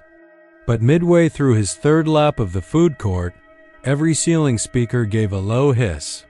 Not a pop, not a screech, just a soft, fuzzed-out crackling. Like an old TV left on Channel 0. Eddie froze in front of the Auntie Anne's stand and looked up. It was subtle, but it was everywhere. The same sound playing through every single overhead speaker. It followed him all the way back to the security office near the north loading dock, where the real-time feeds from 62 cameras blinked in grainy clarity across a bank of mismatched monitors. He stood just outside the door, listening. The static was louder there, a low hum behind the closed door. He hadn't left the radio on. There wasn't any intercom system active after hours. And yet, it sounded like someone had patched into the internal comms and just left a wire dangling in water. He turned the knob. Inside, the sound was louder, not unbearable, not harsh, just insistent. It whispered through the speakers on the wall and echoed faintly from the small TV mounted in the corner. The screens were all normal, though no sign of interference. At first, Eddie sat down and took a long breath, then switched off the lights. It made it easier to focus on the monitors in the dim red security glow. For a few minutes, he watched. The Hallmark store had a gate pulled down, nothing moved. The old pretzel stand was still dark. The long corridor toward the Dillard's wing stood silent, lights humming gently. Then came the flicker. Top right monitor. Camera 43, down by the old movie theater. It blinked. Just a moment of interference, white and black static threading through. The signal, not unusual for that unit. It was one of the analogs still running off coax. He reached for the switch to cycle the feed, but the screen stabilized on its own. Except now. There was something different. The screen still showed the theater corridor, but the shadows were wrong. There was a shape standing near the ticket counter. At first, Eddie thought maybe one of the janitors had come in early, but it didn't move. It was too tall, too thin, with a head that seemed slightly stretched. He leaned closer. The static returned, but only on that monitor. Thin lines of black and white snow rippling across the figure's face, distorting it like a cheap CGI mask. And as Eddie watched, a mouth formed. Just a smear of darkness at first, then something more defined. The jaw widened, opened. The speakers hissed in time with it. Not words, not yet, just sound. An intake of breath. A low moan buried in the fuzz. He leaned back, hand resting on his flashlight. The other hovered near the radio, clipped to his shoulder. You? Control to janitorial? Anyone sweeping near Theater 7? No answer.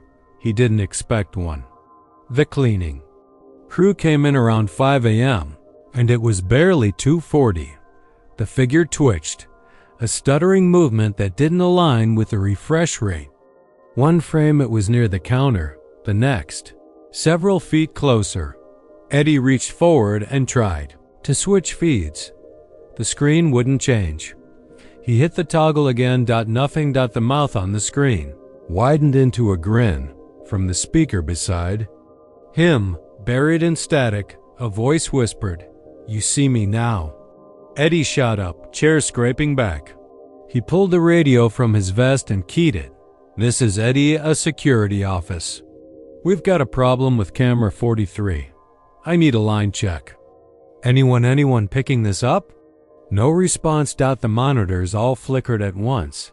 For half a second, every screen showed the same face. White, smooth, unmoving, like an old porcelain doll with features burned into snow. Then the feeds returned to normal. Eddie blinked, sweat cold on his brow. He looked around the room. Everything was humming the way it should, but the speakers still hissed, quietly, like the tail end of an old radio. BROADCHT long after the signal ended. He walked the floor. The theater wing was empty. The floors still smelled like bleach. The air was still. The ticket counter was dusty. No footprints. No signs anyone had been through. He stood for a long time beneath the old marquee lights, which had stopped flickering years ago, and just listened. No static. No sound, but he felt watched. The next night, the cameras started switching themselves. Not the whole board, just 3 or 4 at a time, random feeds. But every time it happened, one of them showed the mouth. No face, no eyes, just a patch of static that seemed to bulge and stretch, like skin pressing against plastic wrap from the other side. And it whispered. Names. Not loud, not clear, but Eddie could hear syllables slip through the hiss. Sometimes it was his own name. Sometimes it was his sister's. Once it said a name he hadn't heard since high school, a friend who died in a wreck the summer after graduation. No one else would know that name. It wasn't on file. It wasn't in the system. By the 4th night, he stopped telling anyone. The mall manager would just laugh, or worse, think he was drinking on shift. But he started locking the security room door. Didn't stop it. Friday night, around 3:17, every screen went dark. Just pure black. Then the static returned. This time, not just on the monitors. It came from every hallway speaker, every old intercom box, even the backup walkie on the desk that hadn't worked since May, and layered under the white noise was breathing. Heavy, wet, and close. Then on the middle screen the face appeared fully. It had no eyes, but the mouth stretched across half its face. Too wide. With teeth that didn't fit a human jaw. It didn't smile this time. It screamed, and as it did, the static rose to a shriek and something slammed against the locked security door so hard the hinges buckled inward. Eddie backed into the far corner, flashlight up, but the beam did nothing against the wall of noise and flickering screens. Then the scream stopped. Dead silence. The screens went dark again. One by one, they flicked back to normal. The door never opened. Nothing came in, but Eddie didn't go near the monitors the rest of the night. He sat on the floor, eyes on the emergency light, and waited for sunrise. He quit the next morning. Didn't even ask for his final check. The mall replaced him 2 weeks later. The new guard lasted 1 shift. He walked out just before dawn, mumbling about something in the wires. Said the static had learned to smile, and it wanted more than just a face. It was the 2nd week on the job when Brandon first noticed the lights acting up. The storage facility sat a mile off FM 572, past a dry creek and a fence line that hadn't been straight since 1982. They called it Clint's Storage. But the sign had faded so bad you think the name was Client Storage if you drove past quick. Wasn't much traffic anyway. The nearest house was half a mile down a gravel road and belonged to a woman who kept 40 goats and 2 Dobermans with milky eyes. Place had that kind of silence you could only get out in the Texas scrubland. A silence that wrapped around your ankles like thick mud and didn't let go. Brandon took the job because it paid a little better than watching empty parking lots in town, and he liked the quiet. He told himself it gave him time to think, and it did at first. The facility had 3 long buildings, a B and C, each with 20 units, metal roll-up doors, motion lights. The cameras had been updated last fall and fed into a little office at the front of the property with a desk, a busted coffee machine, and a monitor that flickered with black and white feeds. His shift ran 9 p.m. to 5 a.m. every couple of hours. He'd make a walkthrough, unlock the main gate if someone was coming in late, check the padlocks on the units, and note down any vehicles on site. Routine. Boring as hell. But it was safe. Until a WSN single quotes T'd out the first time it happened, he chalked it up to bad wiring. The lights over Building B blinked off right as he passed the first set of units. He stopped and looked back. Nothing. Just dark, silent units lined up like coffins. He clicked on his flashlight, scanned the row, and saw nothing. But when he turned to keep walking, the light at the end of the building came back on. Behind him, he turned again. Still nothing. Just flickering shadows. He didn't think much of it until the 3rd night in a row. Same thing. He'd walk past. A row of units and lights would die behind him. Not all at once, no. That would have made too much sense. It was always gradual, like something was pacing him, turning them off one by one.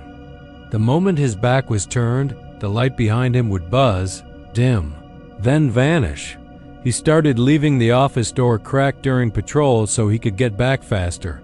He didn't tell the owners, didn't want them thinking he was jumpy. But that week, he started bringing coffee in a thermos and carrying his mag light like a weapon instead of a tool. Something about the darkness back there didn't feel like normal dark. It felt aware. Then came the tape. Brandon had this habit of reviewing security footage during dead hours around 3 a.m. It helped keep him awake.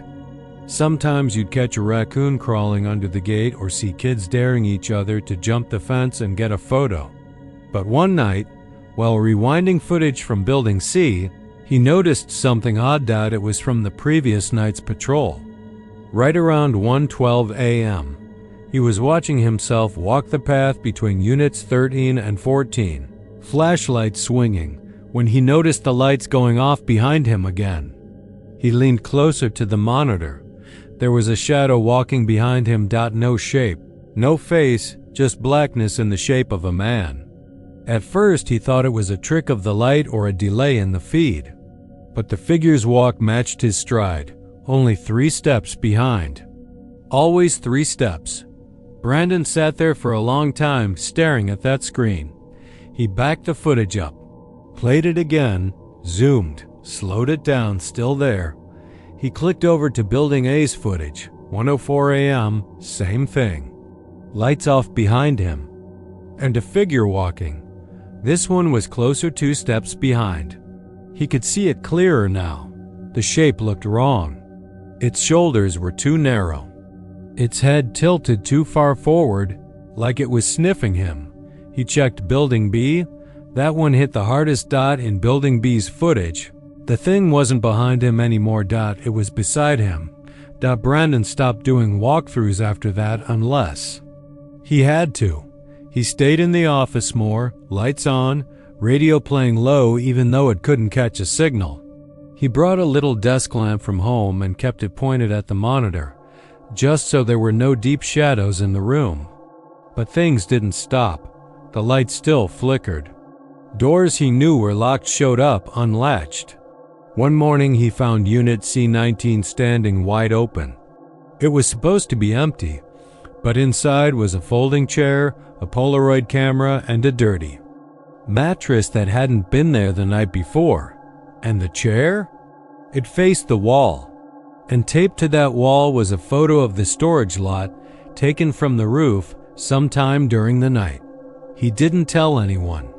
He just locked it back up and wrote routine check, all clear in the logbook. One night, while trying to talk himself into quitting, he saw motion on the monitor. Building B again, Unit 7, a figure pacing in front of it. The screen was black and white, so he couldn't see detail, but the way it moved, it didn't walk like a man. It lurched, then stopped, then turned and looked up at the camera. Just stood there, still, staring. He felt cold trickle through his body. The scream glitched when it came back. The figure was gone, except he could hear footsteps on the gravel. Outside, Brandon grabbed the mag light and swung the door open. The lot was empty. Lights were on, except the ones in Building B pitch black. His breath made clouds in the air even though it was a warm night. He turned to go back inside. Every light in the office cut out. And in that moment, just a blink of dark, he heard whispering. Right next to his ear. He quit the next morning. Didn't ask for a paycheck, didn't give notice. Just handed over the keys to the manager, muttered something about a family emergency, and drove off, but the footage was still there. 3 weeks later, a new guy named Kevin took the job. Nice kid, fresh out of community college, trying to save. Up for a music career. Brandon ran into him at the gas station near Cisco and asked how it was going. Kevin said the job was fine, except the lights were weird. Brandon didn't say a word. Just nodded. Then Kevin added something that stuck with him. Said sometimes when he's walking the units and the lights go off, he turns around and catches a glimpse of someone standing just past the last bulb's reach. Said the guy always disappears when he shines the light. Said he thought it was some homeless guy who'd snuck in, but the thing that really got to Brandon was the last thing Kevin said. He never walks toward me though, just kind of waits for me to turn around. Brandon never saw Kevin again, but a month later, Clint's Storage posted another job opening. Same shift, same duties. Brandon didn't click on it. He already knew how it ended. The power was out in most of the strip, and it had been for weeks. Storm damage, the city said. One of those long, thundering Texas squalls that rolled in from the hill country and smacked the edges of small towns like Lulling, where the air already stuck to your neck and the lights weren't in a hurry to come back. The place was abandoned anyway. Just empty storefronts, glass spidered from break-ins. A few broken mannequins left in old clothing stores, graffiti that never got cleaned. But the owners hired private patrol, mostly for insurance purposes. Make it look like they cared. And tonight, that meant Tom McCready's boots echoing down the waxy-tiled corridor, with only his flashlight and a keyring of jangling metal for company. He didn't mind. Tom had done night patrol work since he got laid off from the plant up in Bastrop. He was in his 40s now, but back stiff, knees not what they were, and this job let him move slow. He liked the quiet, liked being the only person awake in a place nobody wanted to think about anymore. There was something clean about it. Nothing fake. No customers. Just long hallways, shuttered doors, old signs from 2009 still stuck in the corners of windows, and the soft hiss of his boots on the wax. Except the doll store. He didn't like walking past it. It had been closed long before the rest of the strip gave up. Lil Miss Trinkets was its name, the letters still in pink cursive across the top window, though one had fallen. Miss had no eye anymore, and someone had drawn horns on the little girl mascot. He remembered it vaguely from his own childhood, though this store looked newer, as if it had moved locations. Inside the shop, the shelves were cluttered with porcelain dolls, the delicate kind. The kind with frilly bonnets and white dresses, glassy eyes that caught whatever light was left.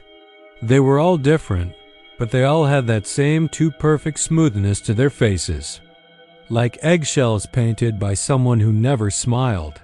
That store still had a working emergency light, and it cast just enough yellow to show the outline of the display. At night, in that half-light, the dolls never seemed to sit the same way twice. Tom told himself it was just memory playing tricks. He never looked too close. He didn't want to know if one had turned its head, but on Tuesday night, he noticed something. One of them, a girl in a light blue dress, with blonde curls and painted lashes, was right up against the glass. Her hand was pressed to it.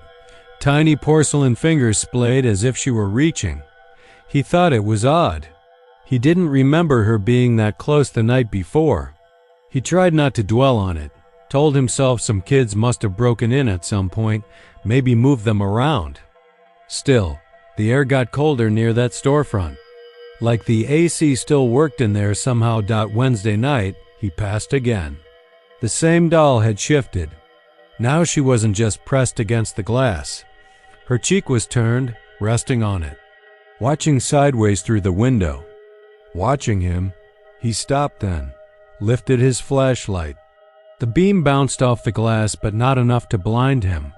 He squinted, leaned closer, unsure if maybe the shelf had been pushed forward. But there were faint lines on the window, smears, like tiny handprints, a streak where her face had rested. No one else had access to the building. He would have seen a broken lock or jimmied door. He stared at her eyes. They weren't quite centered. Looking slightly upward, slightly left. Not at the sidewalk. At his face, he tapped the glass.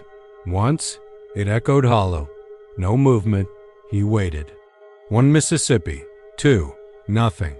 He swallowed, stepped back, muttering to himself, "It's just a damn toy." But that night, back in his patrol truck, he didn't fall asleep during his break like usual. He sat with the engine idling, staring through the windshield, watching the front of the strip mall from the far end. Watching the front of that store. Thursday, he almost skipped it. He thought about cutting the loop short, pretending he checked that side. But pride was a nasty voice in your ear, so he walked. Past the shuttered shoe store, past the dead-eyed cell phone kiosk, and then past her. The doll was inside the glass again, pressed against it now with both palms, as if she were trying to get through. Her forehead left a faint condensation ring. It wasn't just that she'd moved. It was the new thing, her mouth. Her mouth had opened, not much, just a crack. A little painted line turned to a thin slit of red, but enough. He stood there. Just stood. Wind picked up outside the broken front door. His flashlight flickered. A buzzing sound rolled through the ceiling tiles like static through old speakers. He stepped back. The buzzing stopped. The doll hadn't moved, but a second one was now behind her. A dark-haired girl with a missing eye. He didn't remember that one before. He clenched his jaw, turned, and walked faster than usual back to his truck. He didn't sit in it this time. He drove around the mall. He checked every door. He even unlocked the back entrance to Lil Miss Trinkets, but it jammed. Rusted shut. No one had opened it in years. Friday, he told the manager he wanted off that section. Said he'd take double patrol on the other side, the back lot, the generator cage, anywhere but there. The manager laughed. Called him spooked. Sighed, "You really afraid of a doll, Tom?" Tom just nodded once. "Yes," he said, "I am." But Friday night came, and the system glitched. The other guy who covered his side called in. The mall had to be covered. Tom had no choice. When he rounded the last corner at 12:41 a.m., he stopped cold. The glass was broken, spidered from the inside. The doll with the blue dress was gone. Just a dust ring on the shelf where she'd stood. And on the floor inside, tiny footprints. Bare footprints led from the shelf to the inside of the door. They stopped at the glass, and then nothing. No exit. No backtrack. Just gone. Tom turned his light down the hall. The hallway was empty. Except the door to the old DMV office. One of the only doors that still latched was open. It hadn't been earlier. His boots felt heavy as he walked forward. Each step thick with hesitation, the kind you only feel when your instincts are screaming and your pride is louder. He reached the doorway, looked in. His light caught dust dancing. Cubicles still standing. Coffee cup fossilized on a desk. Nothing unusual. Except on the floor near the counter, a small speck of blue fabric. Tom swallowed, bent down slowly. It was a piece of ruffle. Dull dress material, and it was warm. He backed out, locked the door. Saturday night, Tom didn't show up for work. No call. Sunday morning, they found his patrol car in the lot. Engine dead. Lights on. Inside the car was his flashlight. Still on, still pointing at the storefront. The doll in the blue dress was back, pressed against the glass, but this time her painted lips were parted in a smile. A wide one, and in her right hand, too small to be anything but surreal, was a badge, Tom's badge, clutched so tight the ceramic fingers cracked. The strip mall was finally condemned after that. City came in, boarded up every window, bricked up the entrance. But some nights, if you drive slow past the back end near the east wall, you'll see a faint yellow light behind one corner of plywood. And if you look too long, something just behind the glass might look back. Something small, with blue dress ruffles and a new smile. It was one of those Texas nights where the air outside felt like thick grease clinging to your lungs even after sundown. The kind of night where the mosquitoes buzz slow and low, drunk off the blood of cattle hands and night watchmen. Eli Garrison had only taken the job 2 days earlier, but he already understood why no one lasted long at the Teague Brothers meatpacking plant just off I-35 near Waco. The money was good, too good, and the hours were garbage. Midnight to 8, 6 nights a week. Alone, always alone. Except for the hum of the walk-in freezers and the faint smell of bleach and rot that no amount of cleaning could scrub away. The plant sat on the edge of an old cattle trail surrounded by flat, dark prairie and empty road. The building was a squat, square chunk of concrete and steel, like a wart on the land. Eli's shift started just before the place went dead, literally. Lights went off. Equipment powered down. Day crews left. With hardly a nod, never making eye contact.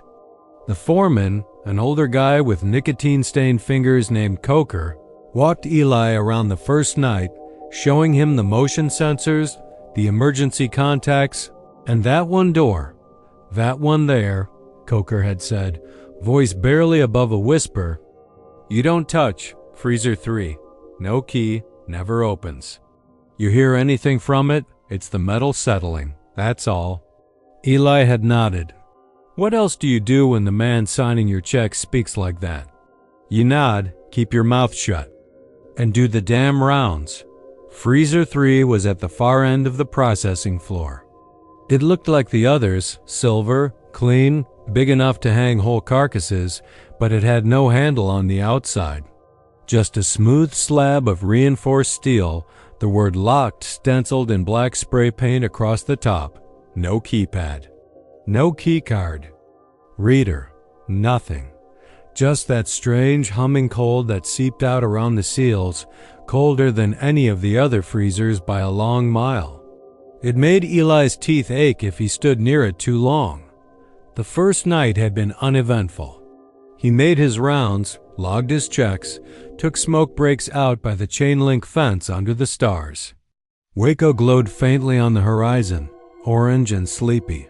Coyotes yipped now and then. The second night, though, that's when it started. It was. Around 3:30 a.m., the dead stretch when even the rats scurry less. L.A. had been making his third round, walking between processing lines and pallet stacks, when he heard it. A soft knock.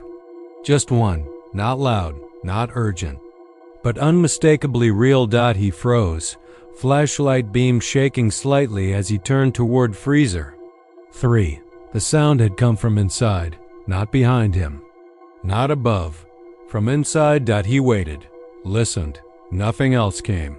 Just that low, electric hum and the ever-present cold mist curling out around the door seams. He told himself it was nothing. Coker had said as much. Metal settles, pipes expand. But Eli had lived long enough in old houses and trailers to know what settling sounded like. That knock wasn't it. It had rhythm. It had intent. The rest of the night passed slow. Too slow. Every time he passed freezer 3, he kept his distance. Something about that door made the hair on his arm stand like it wanted to crawl off his body. On the third night, things escalated. The knocking came again, this time 3 knocks, evenly spaced. At 2:13 a.m., then at 3:47, then again just before. His shift ended. Each time, Eli stood frozen, breath hitching, sweat trickling down his neck despite the air conditioning. The plant was quiet as a tomb otherwise. He debated calling Coker, or the cops, or just walking out and never coming back. But something in him, a mix of pride, stupidity, and desperation, kept him rooted. That morning, as the crew shuffled in, Coker gave him a long, unreadable look. "You're doing all right?" he asked, voice low. Eli shrugged. "Yeah, just cold." Coker lit a cigarette, sucked in deep, then said something strange. "If that door opens, you don't go looking. You get out. Don't ask questions. Don't. Be a hero." "Thought it couldn't open," Eli replied, forcing a smile. Coker didn't smile back. Just walked away that night. The power flickered. It was almost 4 a.m. Eli had just finished his break and was heading past the breaker room when every light in the plant surged, popped, and went dark. Backup lights clicked on a moment later dim. Red safety bulbs that made everything look soaked in blood. The alarms didn't trigger. Nothing on the panel blinked. No motion sensors flagged anything, except one. Freezer 3. The indicator light on the panel blinked slowly green to red. Green to red. Something had moved inside. Eli stood there for maybe a full minute, pulse thudding in his throat, flashlight tight in his hand. He told himself to walk away. Just walk the hell away. But his feet turned him toward the processing floor anyway. The door was open, not much, maybe an inch. But the mist pouring out told him all he needed to know. That freezer, the one with no key, the one welded shut or however the hell they'd sealed it, was cracked open, and from inside there was breathing. Not the mechanical hiss of coolant, not the whisper of airflow. Breathing. Wet, shallow, rasping. Eli backed away. Not ran, just moved backwards slow. His boots echoed too loud. The safety lights flickered again. A groan came from deep inside the freezer, like something stretching after a long sleep, and then the door began to open. Not a sudden swing, just a slow, deliberate inch-by-inch movement. Cold poured out like smoke, and the metal creaked with the strain of something. Resisting. Eli turned and ran. He didn't care about the cameras, about the logbook, about his paycheck. He bolted straight for the exit. But when he reached the security door, the lock pad blinked red. Manual override required, the system whispered. He turned to head back, maybe the breaker. Maybe there was a failsafe, but then he heard it. Footsteps. Bare. Slow. Wet. Slapping. gently on the concrete behind him. He didn't look. Not at first. Just kept walking toward the breaker panel, heart battering his ribs. Then he glanced back, just once, just quick enough to see it. A figure. Tall, lean, no clothes. Skin pale blue. Stretched too tight. No hair. No face.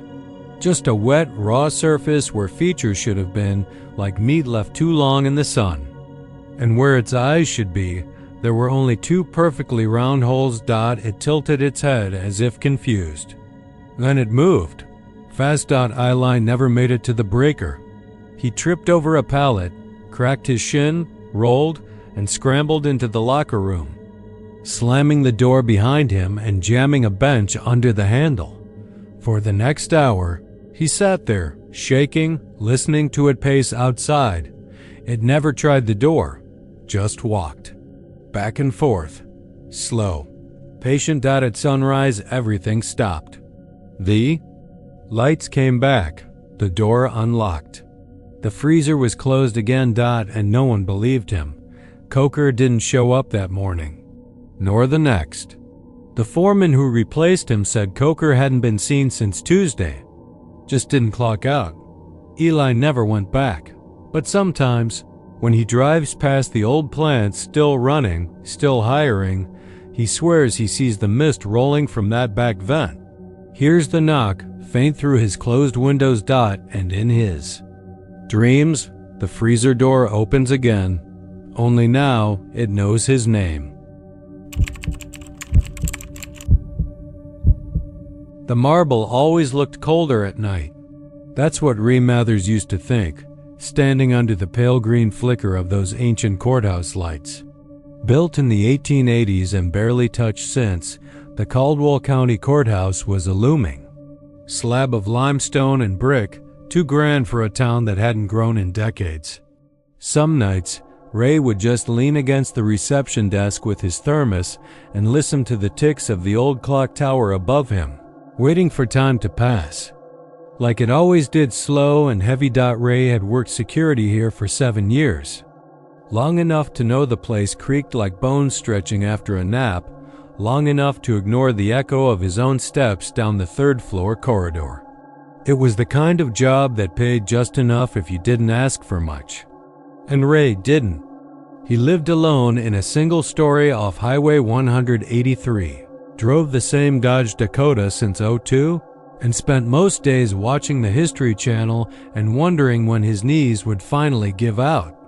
The odd thing happened on a Thursday night. It had stormed earlier, a hard summer thunderstorm that slammed over Lockhart and turned the air into soup. Ray had come in a little early to avoid the rain, watching lightning fork across the sky while the courthouse lights buzzed back to life after a flicker. Around midnight, he made his first full round first floor, then up the east stairs to the second, finally the third. That was where he saw them. Bare footprints. Wet, human. They started at the far end of the third-floor corridor, near Judge Haygood's chambers. He stood there for a good 20 seconds just staring at them, his flashlight beam steady on the marble. No shoes, no socks, just feet. Narrow, pale, with long toes and a high arch. A woman's, maybe. The prints were dark with moisture, like someone had stepped out of a shower. But it hadn't rained inside, and Ray hadn't heard a sound on the stairwell. He followed them with the beam of his flashlight, knees clicking with every slow step. The hallway smelled like floor wax and mildew, just like always. But something else crept in now, something faint, metallic, almost like blood on a coin. The prints made a clean trail halfway down the hall, past the janitor closet, past the records office, then curved left into the old law library. That door was supposed to stay locked. It had been for years. Ray reached for the knob and paused. It was cracked open half an inch. He pushed it slowly. The law library was a time capsule. Dusty bookshelves with yellowed legal volumes from the 40s, most of them untouched since the county digitized records back in 2015. A single bulb flickered overhead, barely giving the room any warmth. The footprints continued straight in. When he saw it, they didn't stop. They went up Dot at first. His eyes refused to believe it. But his flashlight didn't lie. The wet, barefoot prints rose from the floor, inching up the cream-colored plaster wall like a person had walked straight up it. No blood, no smear, no slide, just clean, precise steps as though gravity meant nothing at all. Ray's throat dried instantly. He stood frozen in the doorway, heart thudding like it was trying to escape. No prints led down, just up the wall. About 6 feet up, they curved sideways, as if whoever left them had turned horizontal, then kept going, one by one. Along the edge of the ceiling, he backed out slowly. He didn't call for backup. Who would he even call? There was no other guard. The sheriff's office was 3 blocks away, and they'd just laugh or call it a prank. He wasn't drunk. He hadn't taken anything. And yet, there it was, proof staring him down from the ceiling like something from a nightmare. He did the only thing his training told him to do. He locked the law library, called it a night early, sat behind the reception desk with his thermos, pretending not to check the cameras every 5 minutes. But the camera feed for that hallway? It was black, static. Not a lost signal, just fuzz, as if something had unplugged the camera itself. The others worked fine. Ray didn't sleep well after that. Not that he usually did, but this time it was worse. Every time he closed his eyes, he saw the prints climbing up, curving across plaster with no weight pulling them down. A whisper of footsteps on marble that never touched the ground. The next night, he tried to shake it off. Told himself it was a prank.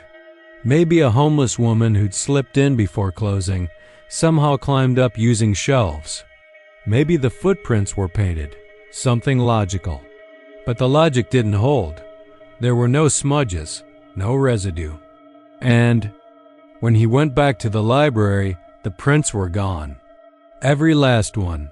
He ran his fingers along the wall and ceiling, dry, cold, clean. But the room smelled stronger now.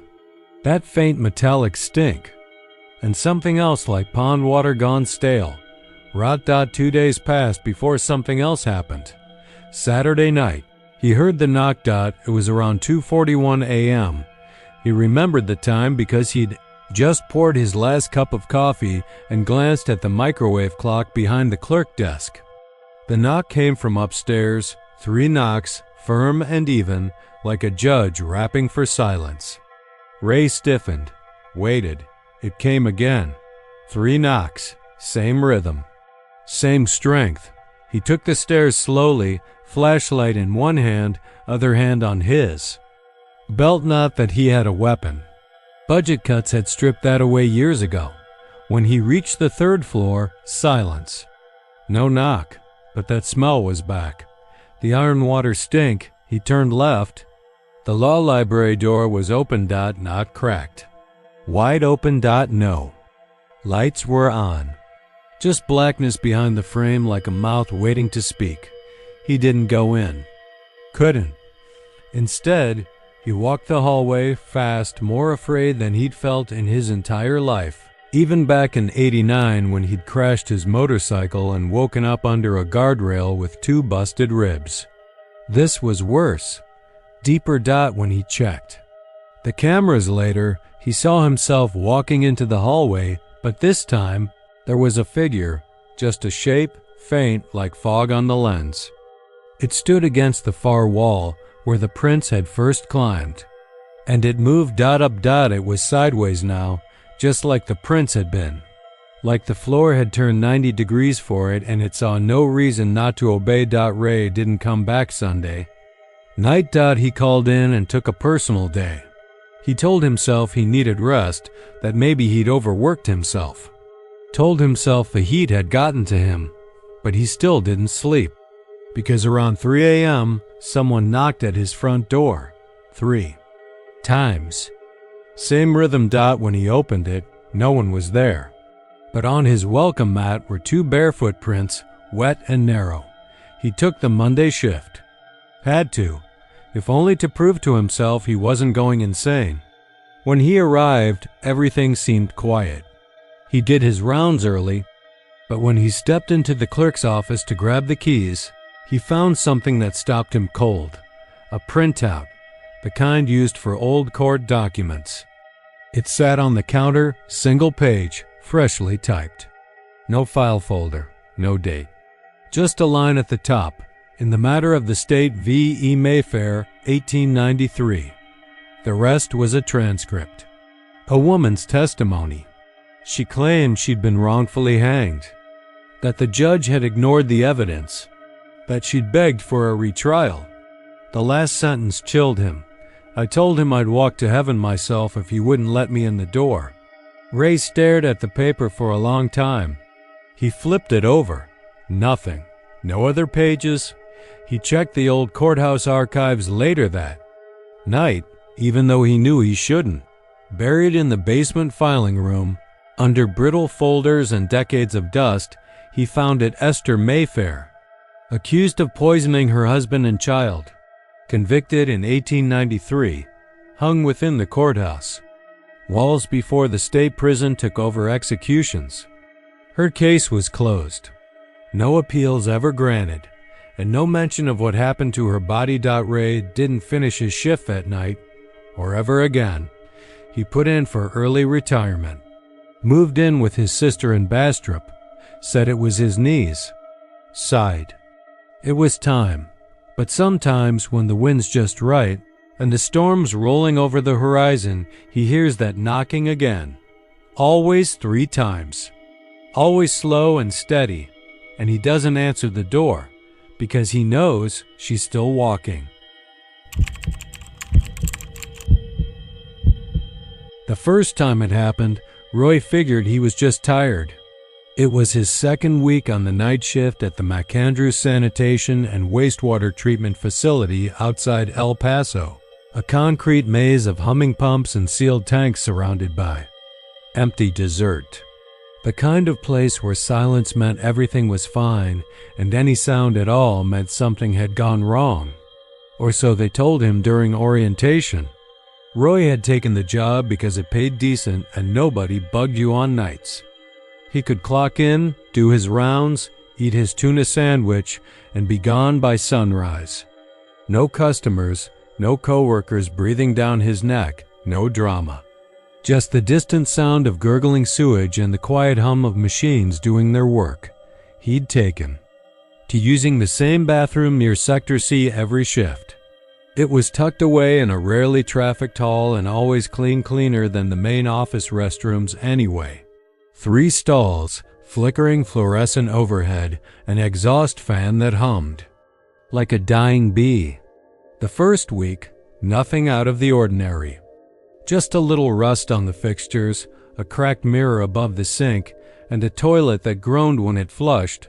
Like an old man standing up from a nap. It was on a Tuesday that the whisper came. Roy had just settled onto the far stall, pants around. His ankles, the usual quiet wrapping around him like a worn blanket. He was halfway through reading an article on his phone when he heard it. Roy. A whisper, thin and papery, like the voice had been dragged across gravel.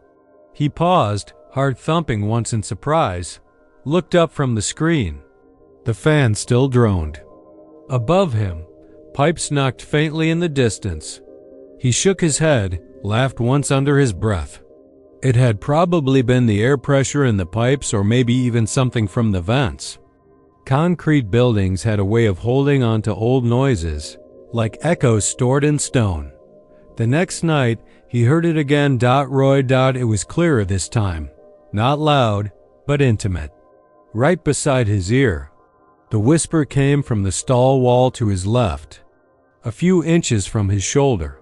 He froze, listening. The fan buzzed. His phone screen dimmed and blackened. He stayed sitting, suddenly cold, a film of sweat rising on his arms. "Who's there?"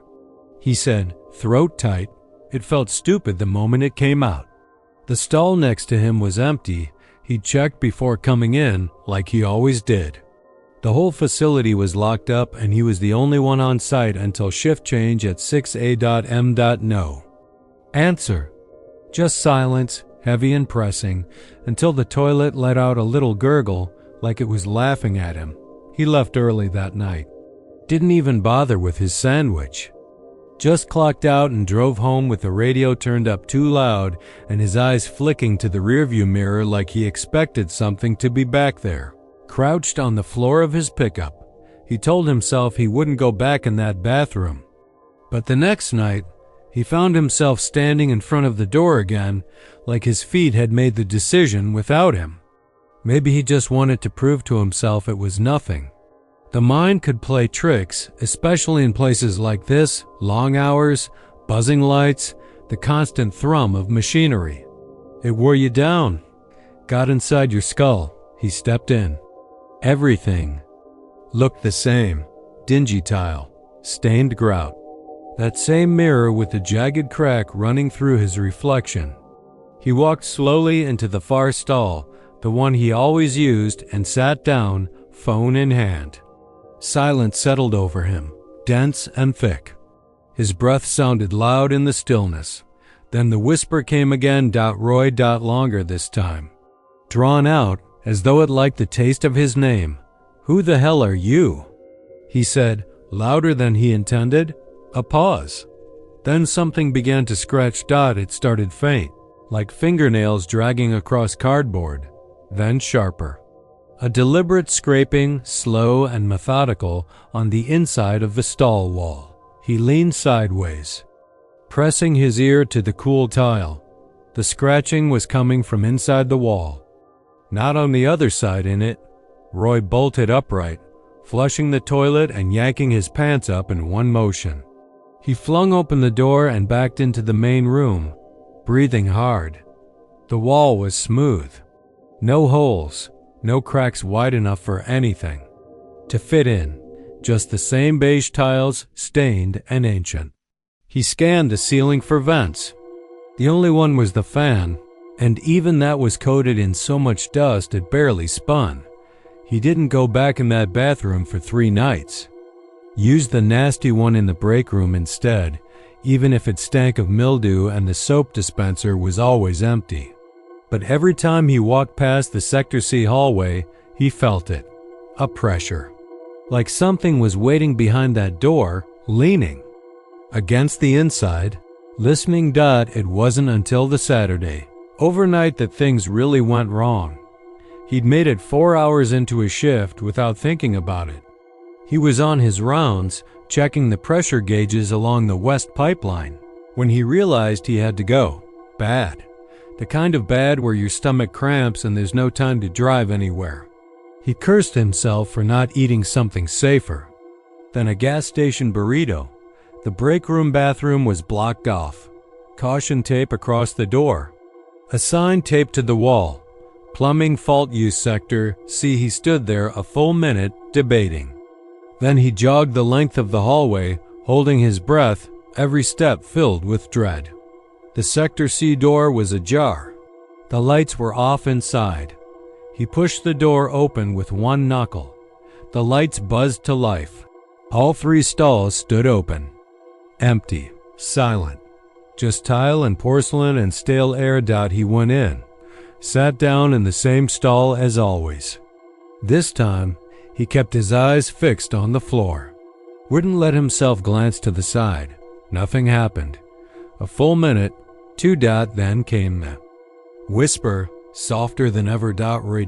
Followed by a sound that made his skin go cold. A voice. A child's voice. Let me out. He stood, heart pounding, but the door wouldn't budge. The latch wouldn't move. He yanked it, twisted, kicked, still nothing. Please, the voice said again. Let me out, he's in the wall. The tiles beside him began to bulge, like something behind them was breathing. The grout cracked. One tile fell loose and shattered on the floor. Then came the scratching. Louder than ever. Furious, the walls began to pulse. Beneath the fan, a low chuckle rose. Something moved behind the stall divider, casting a shadow that didn't make sense. Too tall, too bent, with arms that dragged like wet ropes. Roy screamed. He backed into the corner, fists up, eyes wide. The shadow leaned close, and from somewhere inside the wall, the voice whispered again, "We remember you." He didn't remember much after that. He blacked out, or maybe just ran so fast his brain shut off. He woke up in the parking lot, covered in dust and streaks of filth. His keycard was gone. His radio was gone. The building stood quiet and dark behind him, like nothing had ever happened. He never went back. When the foreman called the next day, Roy didn't answer. When they sent a letter asking for his resignation in writing, he tore it up. He didn't care about the paycheck, the benefits, the explanation. He wanted to forget. But some nights when he closes his eyes, he hears the scratching start again. Sometimes it's in the wall behind his bed. Sometimes it's in the drain of his kitchen sink, and sometimes, God help him, it comes from the bathroom. Stall in the gas station down the street, because no matter where he runs, the voice always knows his name. And it's still waiting. It had been 3 weeks since Norman Blake moved into the Briar Ridge retirement home just outside New Braunfels. The brochures made it sound pleasant, airy courtyards, fresh hill country breezes, attentive staff, but none of that dulled the dull-D. Sensation of something having been taken from him when he walked in through the double doors on move-in day. His daughter, Ruthie, called it a blessing. "Dad, you'll finally have people to talk to, good food, peace. It's time." But Norman knew better. It was less a retirement and more an abandonment. He wasn't angry, just empty. The days passed like tepid broth, the same faces at lunch, the same muttered pleasantries from nurses, the same old reruns on the communal TV, but nights were different. Nights were strange. His room sat at the very end of the east wing, quiet, and a little colder than the rest of the facility. Just beyond it was a hallway that led to what used to be a memory care unit, shut down a few years back when funding ran out. The doors were always closed and locked, the wing supposedly gutted, its walls bare and its power cut off. The staff avoided talking about it, and when Norman asked why the east wing lights flickered more than the rest, they'd shrug it off as wiring from the 80s. But Norman noticed something else every night. From around 1 a.m. to near sunrise, there was a soft creaking sound, not loud, not frantic, just steady and rhythmic. He first thought it was the wind, maybe an old hinge, but the home was sealed tight and there hadn't been a gust in weeks.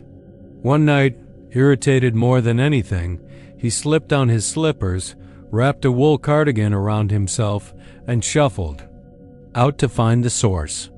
The hall was dark except for the dull orange nightlights spaced along the baseboards, casting sickly shadows upward.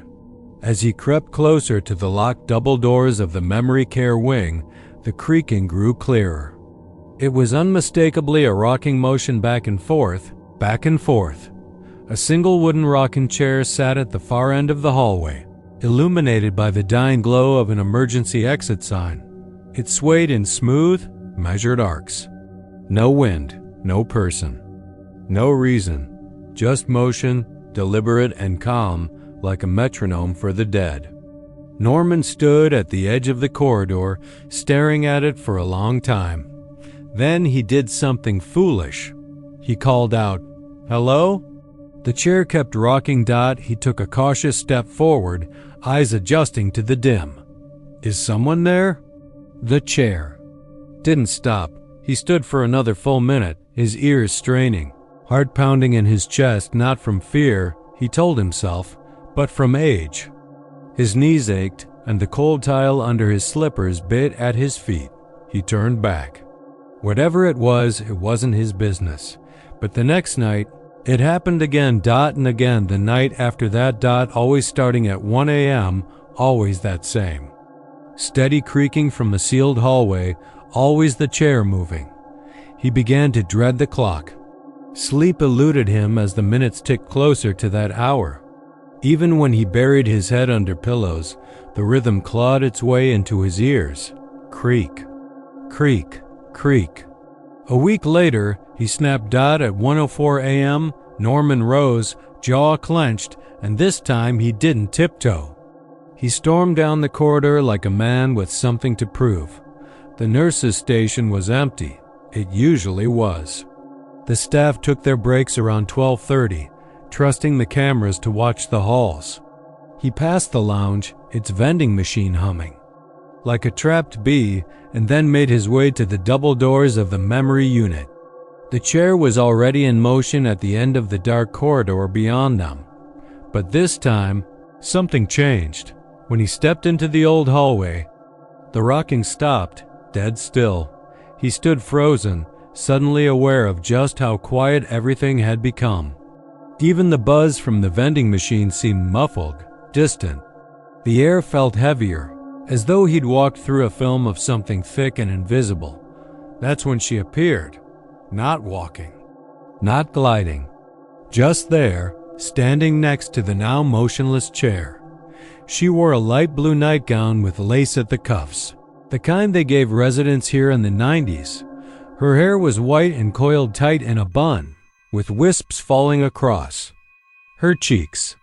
But it was her eyes wide, glossy, and too bright for the shadows that unsettled him most. She stared at him as if she knew his name, knew his thoughts, knew how he'd tried to hide his shaking hands behind his back. He opened his mouth to speak, but his throat clenched. He stepped backward. The chair began rocking again, even though she hadn't moved. Creak, creak. Then she spoke. Norman. It wasn't a question. It was a confirmation. He backed up more quickly this time, nearly stumbling over his own feet. She didn't follow. She just watched him go, that damn chair rocking beside her. When he turned the corner, she was still, staring. He didn't sleep the rest of the night. In the morning, he asked about her. Described her to one of the aides, a young man named Louise who was always kind. Louise had gone pale. That sounds like Mrs. Weller. She lived here back in the early 2000s. She used to sit in that rocker every night until her heart gave out. We moved the chair after the unit shut down. Or wait, he frowned. We were supposed to move it. But when they tried, it wouldn't fit through the doors. Like the chair had grown or something. The maintenance guy swore the dimensions didn't match. They just left it there. Norman asked if anyone else had seen her. Louise hesitated. Some of the night staff used to say they heard the chair moving. A few even quit. They thought it was rats. But rats don't whisper names. He said it like a joke, but didn't smile. Norman didn't mention what she said. He didn't tell anyone he started hearing her voice more often, not just at night, during meals, in the shower. Sometimes just behind him when he was shaving, so that he'd turn, nick his cheek, and find no one. She never showed herself again. Not completely. Just flashes her reflection in the turned-off TV, her figure in the polished glass of the exit door, the faint scent of lavender soap that wafted through his room at exactly 1 a.m. each morning. But the chair never stopped rocking again, not even during the day. Norman started avoiding that wing altogether, but it didn't matter. His dreams became infected with it. The rhythmic creak, the soft whisper of his name, the sound of footsteps in his room when no one else was there. One morning, the nurse found him sitting upright in his bed, staring blankly out the window. His lips were moving, but no sound came out. Just breath. He was transferred to the hospital for evaluation. They said it was a mild stroke. He stayed for 3 nights. When he returned, something was different. He no longer avoided the wing. In fact, he walked it nightly. The nurses noticed him vanish from the cameras at exactly 1 o'clock each morning, and they'd find him an hour later in the lounge, staring off at nothing, his hands wringing the edge of his blanket. Eventually, he stopped. Talking altogether. Stopped eating. No one could get through to him. Not Ruthie. Not the staff. Until one night, during a winter storm, the east wing lights blew out completely. When they came back on, Norman's bed was empty. They searched the halls, the stairwells, the rec room, even the old generator shack. Then they checked the memory care wing. The chair was rocking Dot and Norman was sitting in it, eyes wide, lips moving, whispering something only the walls could hear. Dot, and beside him, swaying gently in her nightgown, was Mrs. Weller. Neither of them turned to look, but for the first time in weeks, Norman was smiling. It started on a Tuesday, late in October, when the wind outside the old fulfillment warehouse in Temple, Texas, carried more than just dry leaves. The night air had that static weight to it, heavy, bristling like when a storm is about to come. But doesn't.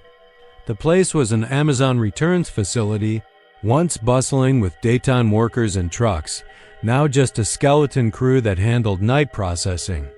David Holt was in charge of security, and he wasn't new. 31 years old, ex-Army. MP and steady as a rock. Didn't spook easy. But the night that Shadow came through the dock, something inside him unraveled, and what started then never really stopped. They had 3 cameras watching the loading bays. Old models, black and white, grainy resolution, but reliable. Bay 3, the one in question, had been out of use for months. The metal roll-up door had buckled during a hailstorm last spring, and management decided it wasn't worth fixing since they weren't at full capacity. The bolt was inside. A big, rusted manual lock, the kind that couldn't be moved unless someone inside physically turned it. Nobody had, and yet, at exactly 2:12 a.m., Camera 3 picked up movement. David had been sipping coffee from the break room, a bakeroom, lukewarm sludge he hated but drank out of habit, when the monitor on the wall blinked. He almost didn't notice it, but something shifted on the edge of the frame. A flicker, like interference. Only it wasn't the camera glitching. The shadow came into frame slow, like molasses, sliding across the concrete, hugging the edges of the wall where the light didn't quite reach. It had no shape, not really, no head, no limbs. Just a smudge of moving black, darker than the shadows it crept through. He squinted at it, rewound the footage, forward, pause, rewind again. It was real. He grabbed his flashlight and keys, called on the radio to let Ron, the other guard, know he was checking something by the dock. Ron didn't answer. That was the first thing that really made David pause. Ron always answered. Always. The man was half-deaf from his years in carpentry, but he slept with the radio practically on his cheek.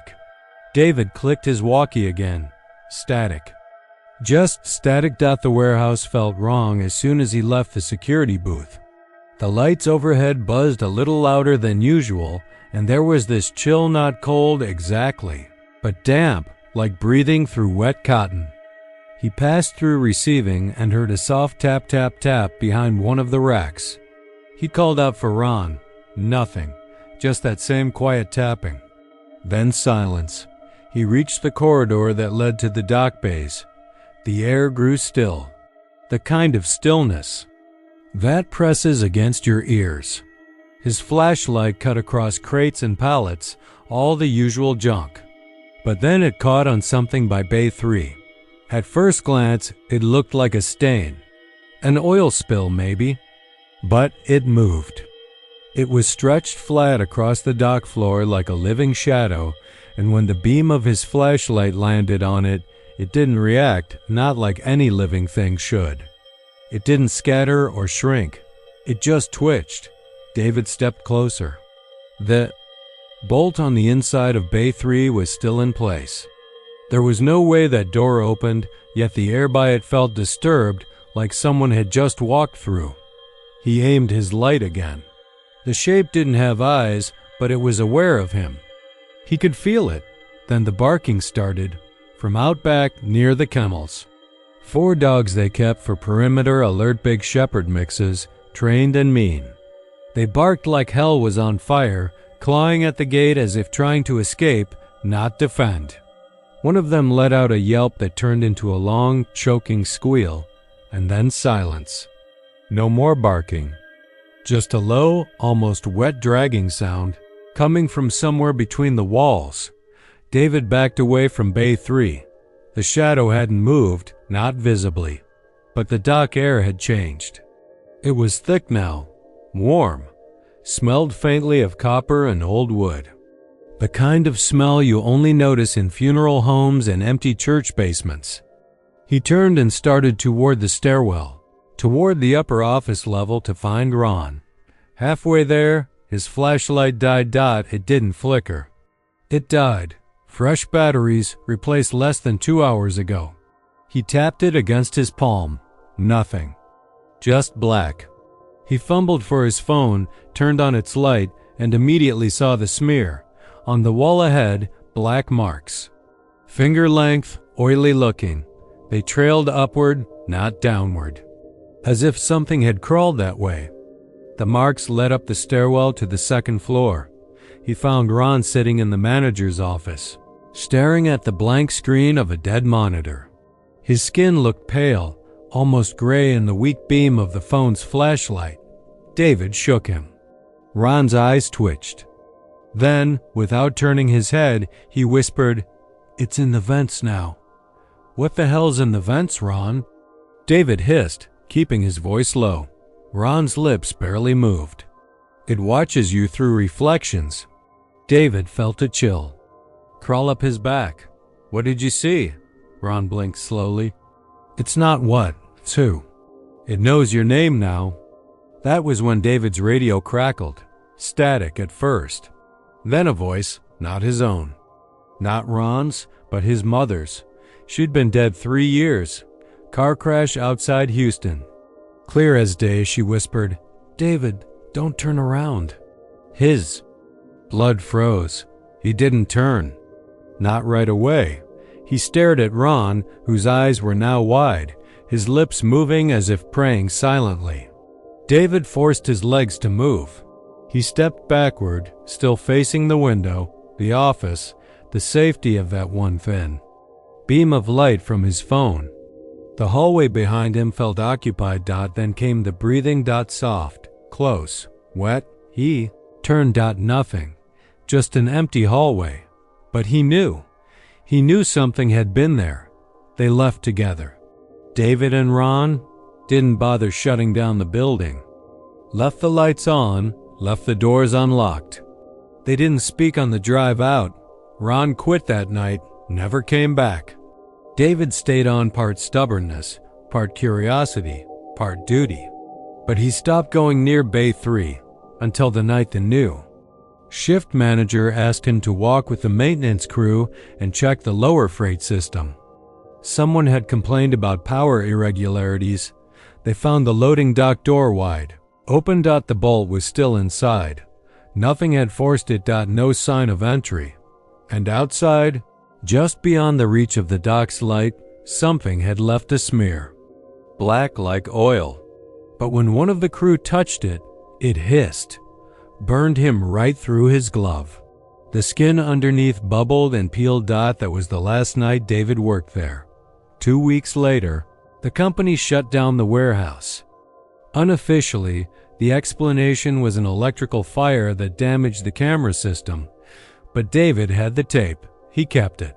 One frame burned into his memory. The shadow didn't enter through the door. It rose from the floor itself, like it had always been there. Waiting. He hadn't even hung up his coat when the first red flag blinked. The office smelled too clean, like chemicals trying too hard to hide something. It wasn't just lemon-scented polish or that sterile smell you get from glass cleaner. It was heavier than that. There was a metallic sharpness to it, like blood behind Lysol, and Nathan paused for a second near the break room, wondering if maybe they'd had a spill or something. But no one else seemed to notice. The building was a modern, glass-paneled tech hub just off East 6th in Austin, wrapped in sleek steel and the sort of optimism that only venture capital could buy. ARC Neural Systems was a big name, whispered with awe in AI and biotech circles. They said the company was building next-gen machine learning tools that didn't just predict behavior, they rewired it. Nathan had gotten the job after a long, grueling interview process, half of which felt more psychological than technical. He didn't mind. He needed the job. Needed the fresh start. He was replacing someone named Jordan Flint, who had reportedly quit without warning. Left everything behind. Didn't even pick up his final paycheck. They're geniuses here, but you know how that goes, the recruiter had said with a wink. Sometimes brilliance burns fast. Nathan's assigned cubicle was on the 4th floor, nestled between a windowless wall and a humming server closet. He didn't mind the lack of view. He liked being surrounded by machines, by quiet logic and unblinking lights. The space was neat, although someone had clearly been using it recently. A reusable mug with faded NASA logos still sat by the monitor. The computer was wiped, fresh login prompt blinking. But the desk drawer stuck when he tried to open it, jammed with something caught in the back. He jiggled the handle a few times before it finally gave way. Inside was a single manila folder. No paper clips, no pens. No stray flash drives or sticky. Notes. Just the folder, cream-colored and slightly bent at one corner. On the tab, in faint pencil, it read, Flint. He flipped it open. His name stared back at him in ink. Nathan Ellison. In clean, mechanical font across the top of an official ARC letterhead. It was a resignation letter. 1 paragraph long, direct. I hereby tender my resignation effective end of day tomorrow, October 19th. Below that, his own signature. His own name in that half-slanted scrawl he'd practiced since junior high. Nathan froze. The room around him shifted, just slightly. Not physically, but mentally. It was like when you wake up from a vivid dream and realize your alarm didn't go off, and something's wrong in the air, off kilter. He studied the signature again, tracing the familiar loop of the N, the aggressive tail of the N in Ellison. It was unmistakably his. He laughed, awkward and too loud in the silence, and looked over his shoulder, half expecting someone to pop out and say it was a joke. But the hall was empty. Fluorescent lights hummed overhead. He felt exposed, cold. He turned the letter over. No date stamp, no explanation. No initials, just that simple printed form, unsigned except for the signature. His signature. For a resignation tomorrow. He left it in the drawer and shut it quietly. The rest of the night passed in a blur. Orientation videos, passcode updates, a walkthrough from the night shift manager named Callum, who wore thick glasses and spoke too fast. He didn't mention Flint. Nobody did.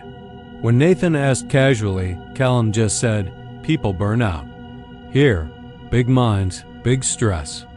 Around 11:45 p.m., Nathan was alone. Officially, his shift ended at midnight. He wanted to check one last program before logging off. Something Flint had been working on called Mira. It was buried deep in the shared dev archive, surprising it hadn't been scrubbed, considering Flint's abrupt exit. When he opened the code base, it didn't look like anything he'd seen before. The comments were strange. Not just technical jargon, but sentences that felt like diary entries. I didn't sign that letter. I don't remember writing it. She's watching me from the camera in the back room. I think the AI is learning more than it should. Nathan leaned closer. A file folder blinked in the root directory. New_resignation.txt. He opened it. Same language, same letter. This time the name read Nathan Ellison. The timestamp showed it had been created 5 minutes ago. While he'd been reading the other one, he yanked his hands off the keyboard like it had burned him. The lights above his cubicle dimmed. Not a power surge, just his lights. No other cubicles went dark. The rest of the room hummed on like normal. Then the monitor flickered, went black, and came back on with a camera feed. It was him, sitting at his desk, only. The timestamp on the footage read October 19th, 11:57 p.m. Tomorrow. And he looked different. Eyes sunken, face paler, sweating. In the footage, he stood up slowly and turned toward the server room door. Which in real time opened behind him with a soft click. He spun in his chair. No one was there, but the door was open. Light from within bathed the hallway floor in sterile blue glow. The monitor showed the Nathan from tomorrow, walking into the server room. He sat paralyzed, heart hammering. Something in his brain fought to rationalize it. Maybe this was a simulation. Maybe the company was testing him. Psychological profiling, a prank. Tech firms did weird things all the time. He stood up slowly. The door to the server room creaked slightly, as if breathing. He walked to the entrance, every step crunching against the silence. Inside, rows of blinking servers stretched into the dark. A low whir surrounded him, like breathing, mechanical. And close, there was movement at the far end. Just a blur gone before he could lock eyes with it. Maybe a person. Maybe not. He turned to leave. The door closed by itself with a soft click. The lights went out. Panic flooded his throat, hot and choking. Then came the whisper. Female, soft, familiar. Nathan, why'd you come back? The voice came from the middle of the room. Not a speaker. Not an echo. He stayed still. I told Flint not to sign it either, the voice said, closer now. But once you see the letter, you're part of it. The air around him thickened, pressure mounting like a migraine before it bursts. I didn't. Write it, he said aloud, voice shaking. A chuckle answered, distorted and wrong. But you will. A hand brushed the back of his neck. Cold, damp, like flesh that hadn't warmed in days. He ran out the door, didn't open. On the camera feed later. Recovered by Callum and the team, Nathan is seen entering the server room just before midnight. The footage continues for several hours. No one else enters. No one leaves. At 3:13 a.m., the lights inside flicker, and the server fans momentarily shut down. At 3:14 a.m., the only visible change is a single document uploaded to the shared folder. Resignation_N_Ellison_final.pdf. The key. Signature matches the original letter exactly. The next day, the desk is empty. The reusable NASA mug is gone. The drawers are clean. They hire someone new 2 weeks later. His name is Miles Corbin. And on his first night, he finds a folder in the drawer, cream-colored, slightly bent, with one word written in pencil. Ellison.